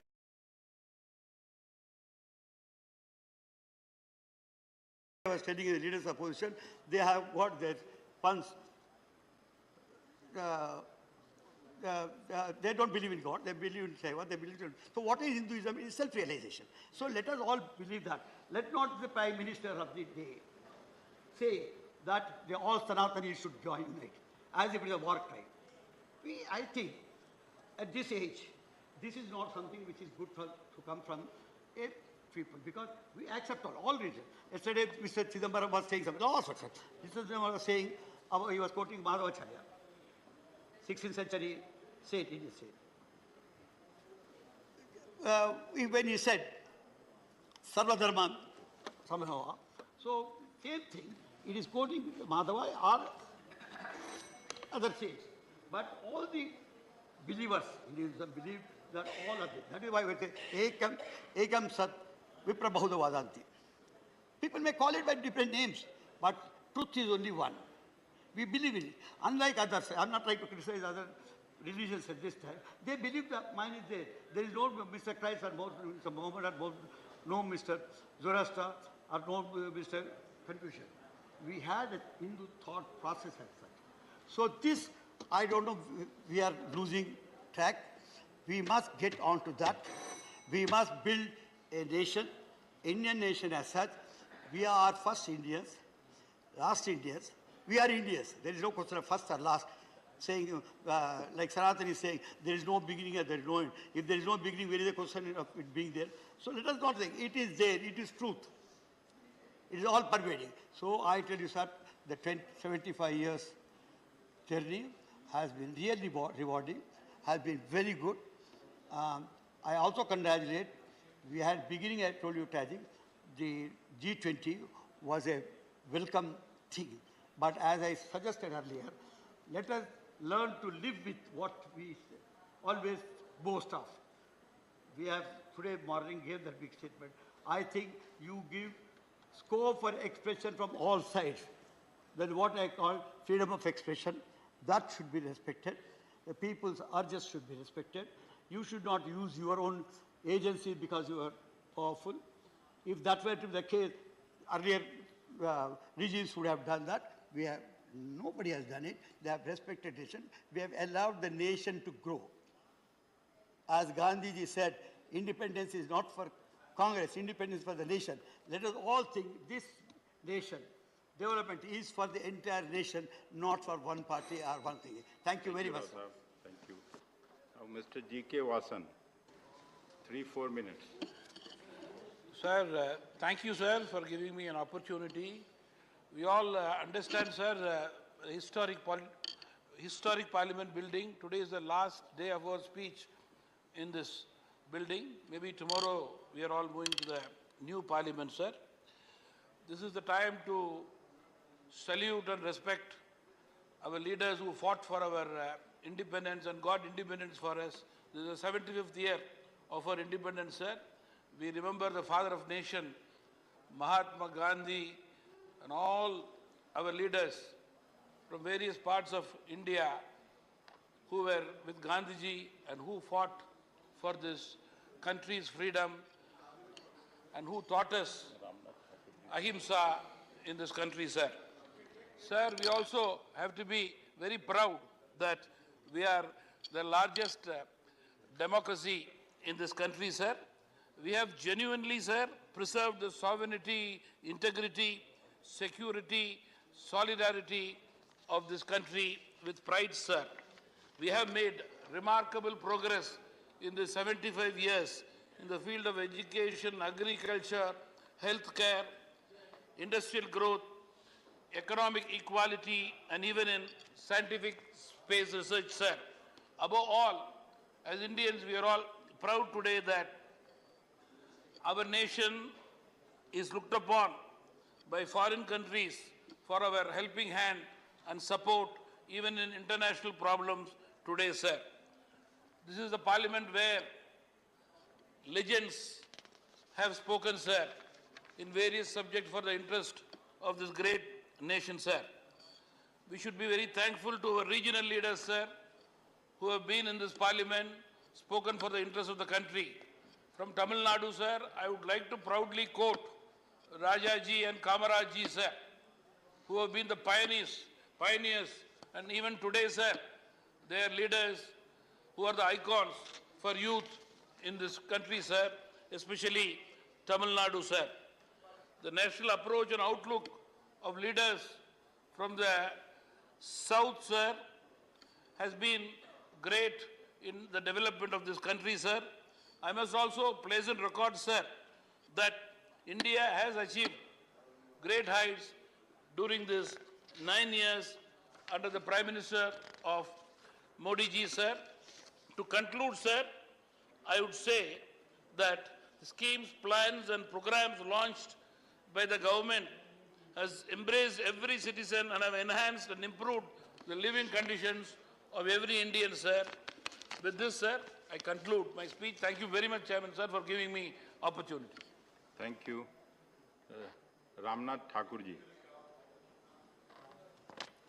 धन्यवाद श्रीमान The chair, when our chances will come? No, it's just a question. I was told that he will speak after half an hour. No. Who said? I did not say.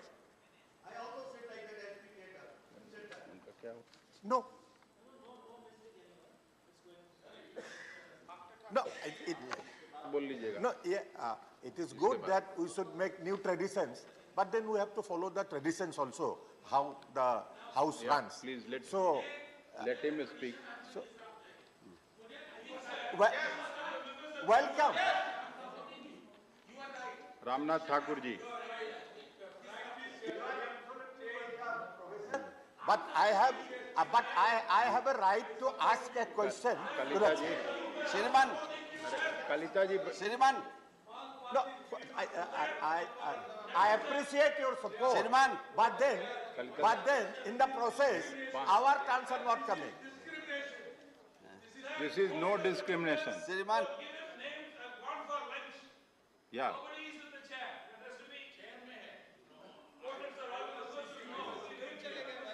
He will also get you a chance. श्रीमान Yeah, please. मैं आपको He will also get you a धन्यवाद chance. देता हूं कि आपने इस महत्वपूर्ण सदन 75 वर्ष के He will get you a chance. No worry.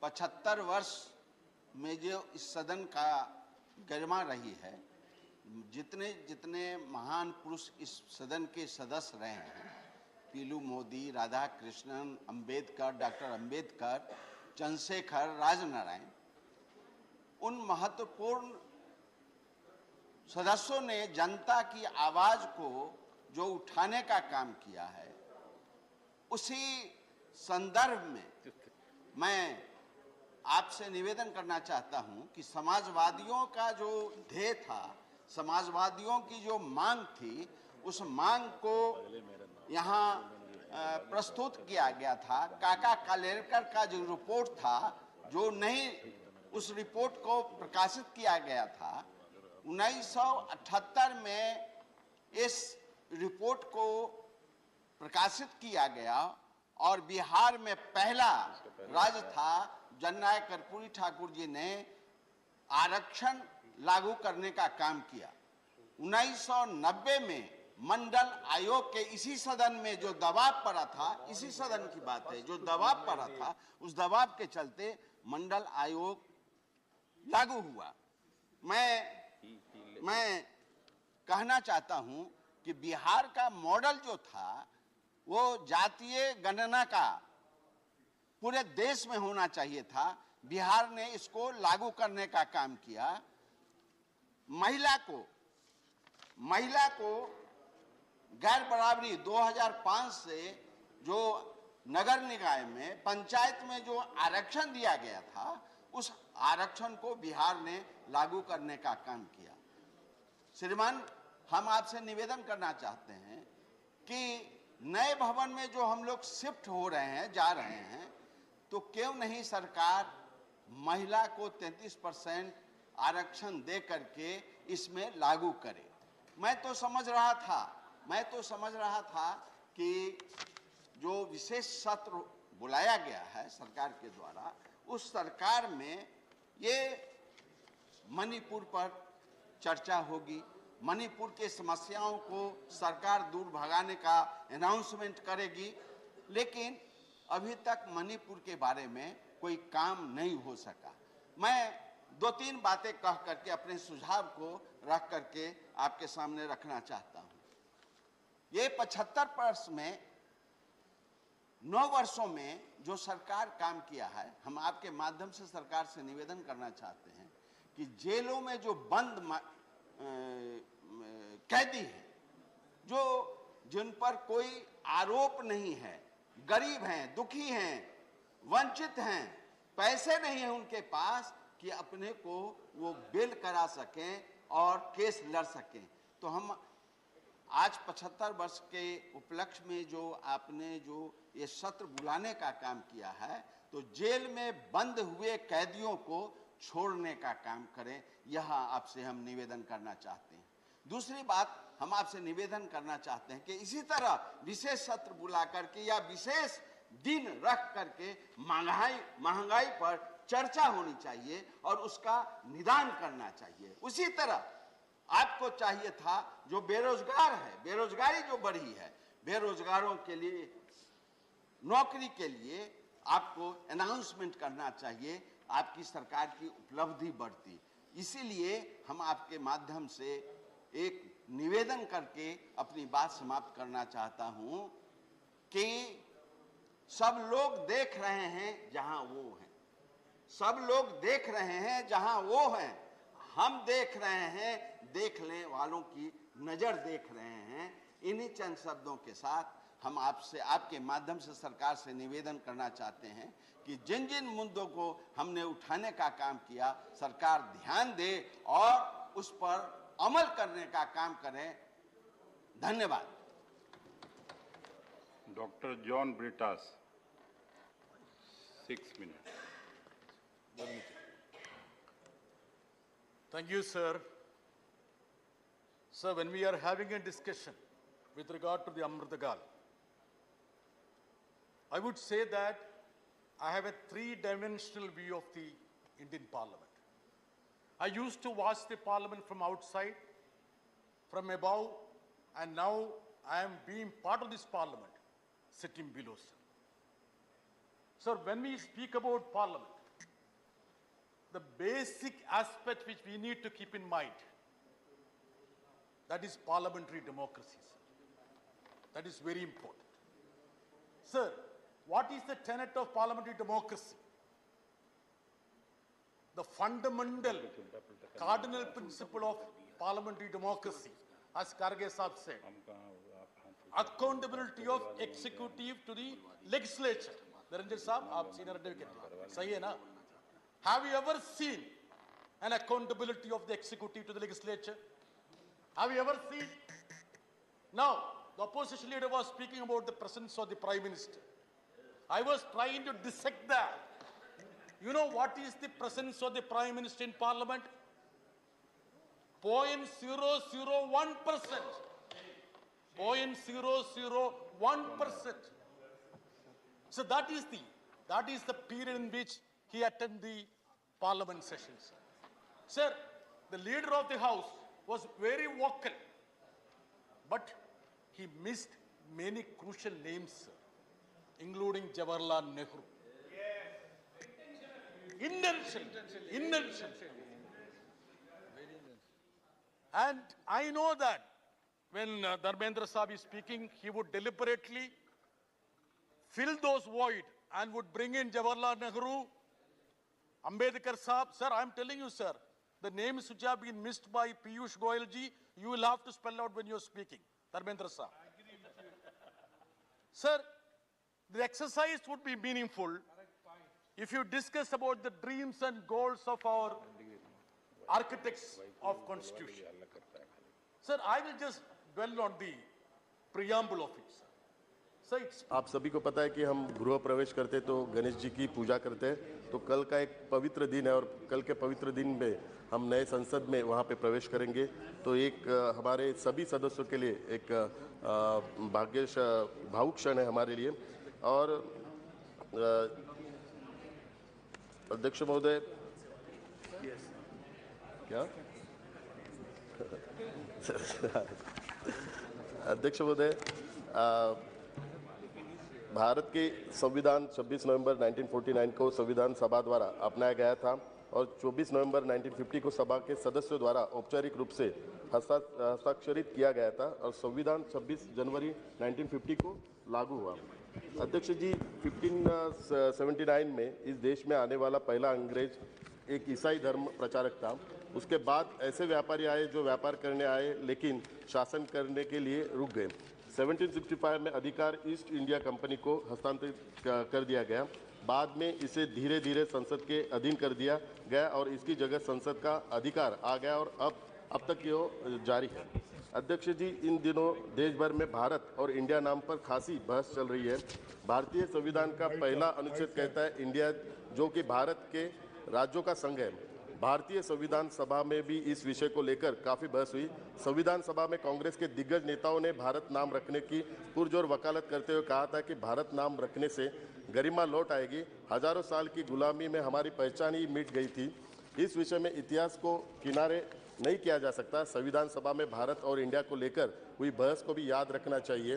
दरअसल संविधान सभा में लंबी बहस के बाद इंडिया दैट इज भारत लिखा गया था और इस बहस में कांग्रेस के कई दिग्गज नेताओं ने भारत को देश की पहचान से जोड़ा था और उनका कहना था कि इंडिया दैट इज भारत के स्थान पर भारत दैट इज इंडिया लिखना उचित रहेगा। महोदय, इस डिबेट में कांग्रेस के दिग्गज नेता श्री कमलापति त्रिपाठी ने कहा था, यदि आप लोगों को लगता है कि संविधान में दैट इज लिखना जरूरी है तो भारत दैट इज इंडिया लिखना चाहिए। उन्होंने देश का नाम भारत रखने को गौरव, स्वाभिमान और स्वदेशी प्रतीक से जोड़ा था। त्रिपाठी जी ने कहा था, जब कोई देश दूसरे के दिए नाम और प्रतीकों का इस्तेमाल करता है तो उसकी आत्मा मर जाती है। भारत ने 1000 साल की गुलामी में सब कुछ खो दिया है। हमने अपनी संस्कृति, इतिहास, सम्मान, मानवता, आत्मसम्मान और यहाँ तक कि आत्मा तक खो दिया है।